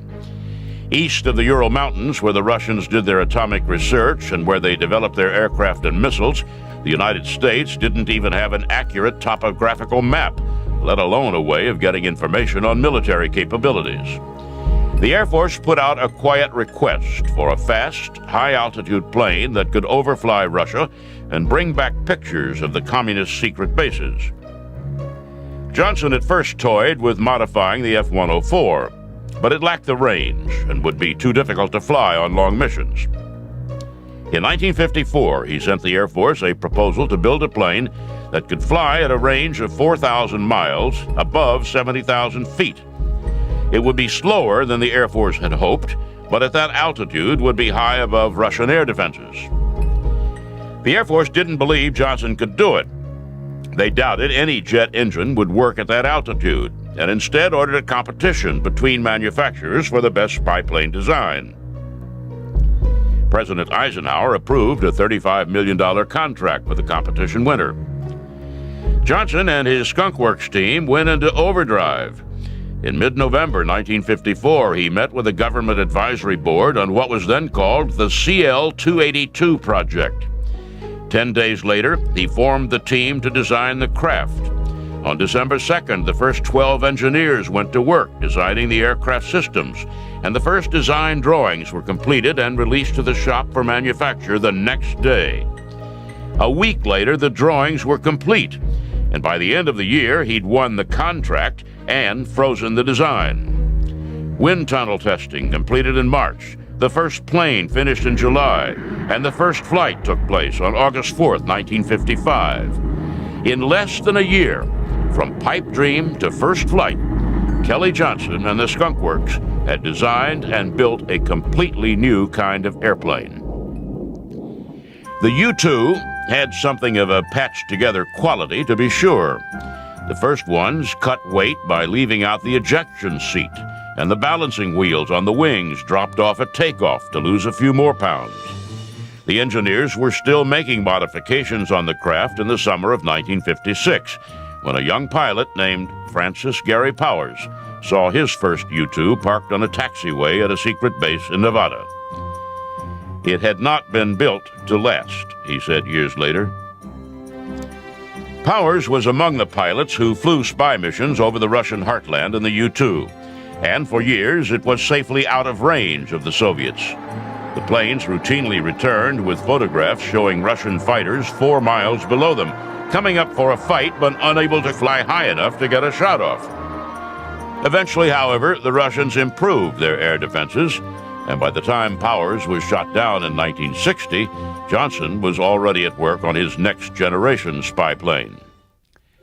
Johnson, with the U-2s flying with seeming impunity, had gone back to the government to propose a plane that could fly 10,000 feet higher and 4 times as fast as the subsonic U-2. Building a plane that would cruise at Mach 3.2, Johnson said years later, was the hardest thing the Skunk Works ever did. Everything about the plane, Johnson said, had to be invented. In 1960, the Air Force gave the go-ahead for Johnson to develop the A-12, a plane that didn't succeed as an interceptor, but paved the way for its slightly larger sister, the SR-71 Blackbird. Built out of titanium, which is light and could tolerate the 500-degree temperatures that built up as the plane sliced through the atmosphere at more than 3 times the speed of sound, the Blackbirds were like something out of a science fiction movie. The rollout was Johnson's proudest day. It was, he said, the smoothest test flight he'd ever been through. Johnson, who had never been much of a talker, insisted that he was not bothered by the fact that he couldn't talk about his perfect airplane. If I can talk about it, he'd like to say, it's obsolete. But years later, when word of the SR-71 had leaked out and the Air Force had stopped denying its existence, he took joy in its racing from New York to London, a distance of almost 3,500 miles in less than 2 hours. And before the Blackbirds were retired in March 1990, an SR-71 flew across the United States coast to coast in 68 minutes. Kelly Johnson retired from Lockheed in 1975. Even then, he was a presence at the Skunk Works. His 14 rules of effective program management are gospel there and are taught in some of the leading business schools in the world. Johnson even consulted with Lockheed during the development of the F-117 stealth fighter. As an old man, he said that there would come a time when aircraft were no longer relevant. People wouldn't travel for business, he said, because they could sit at their desks and talk to people in Europe by video phone. And on the battlefield, manned aircraft were no longer cost-effective in an age of missiles. Though it hasn't happened yet, don't bet against it. I think his greatest contribution was in the vision that he had for the Skunk Works, for Lockheed, for American aviation, and in his ability to translate that vision into something that other people embraced and believed in and wanted to work toward. To a great extent, his greatest contribution was his ability to get other people to commit to his dream. Kelly Johnson died just before Christmas in 1990.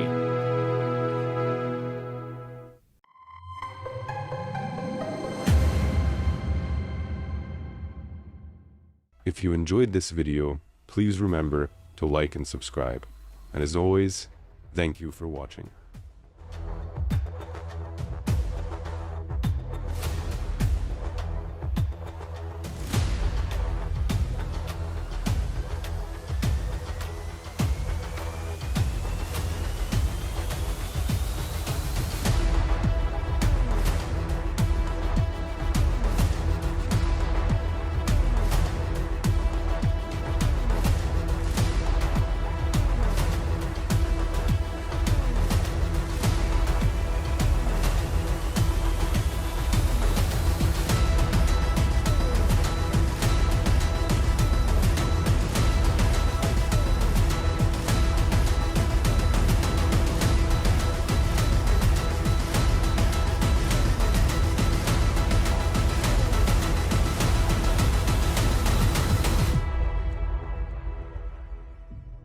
Welcome to the DroneScapes Aviation channel.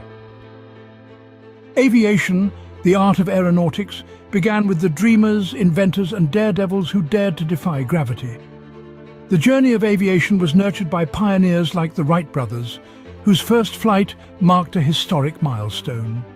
The role of aircrafts in world wars was groundbreaking, dramatically changing warfare strategies. This initiated a technological evolution in aviation, transforming the simplistic wings of a biplane into the thunderous roar of jet engines. Let's journey through the ages of aviation. Behind every great aircraft, there were great minds. These visionaries, like Sir Frank Whittle, the innovator of the turbojet engine, redefined air travel. Then there's Skunk Works' Kelly Johnson, the genius behind the SR-71 Blackbird. His designs combined speed, stealth and power, crafting machines that dominated the heavens. The contributions of these pioneers have left an indelible mark on the canvas of aviation, shaping the course of history and inspiring generations of engineers and aviators. Each epoch in aviation history gave birth to extraordinary aircrafts, each with their own unique features and roles. The Lockheed SR-71 Blackbird was a marvel of speed and stealth. The F-105 Thunderchief, a supersonic fighter bomber, was vital in the Vietnam War. The P-51 Mustang, a long-range fighter, was critical in World War II. The P-47 Thunderbolt, a heavyweight fighter, was used extensively in the same war. The A-10 Thunderbolt II, the Warthog, is a close air support icon. The Messerschmitt Me-262 marked a leap forward in aviation technology. Each of these game changers were instrumental in their eras, and their legacies still resonate today. Beyond the game changers, there are those that have transcended their practical roles to become icons. The Concorde was not just an aircraft, it was a supersonic symbol of luxury and speed. The B-52 Stratofortress, a strategic bomber, is an icon of power and resilience. These magnificent machines and others like them have become much more than just aircrafts. They are enduring icons that encapsulate the audacious spirit, the relentless innovation, and the boundless ambition that define the world of aviation.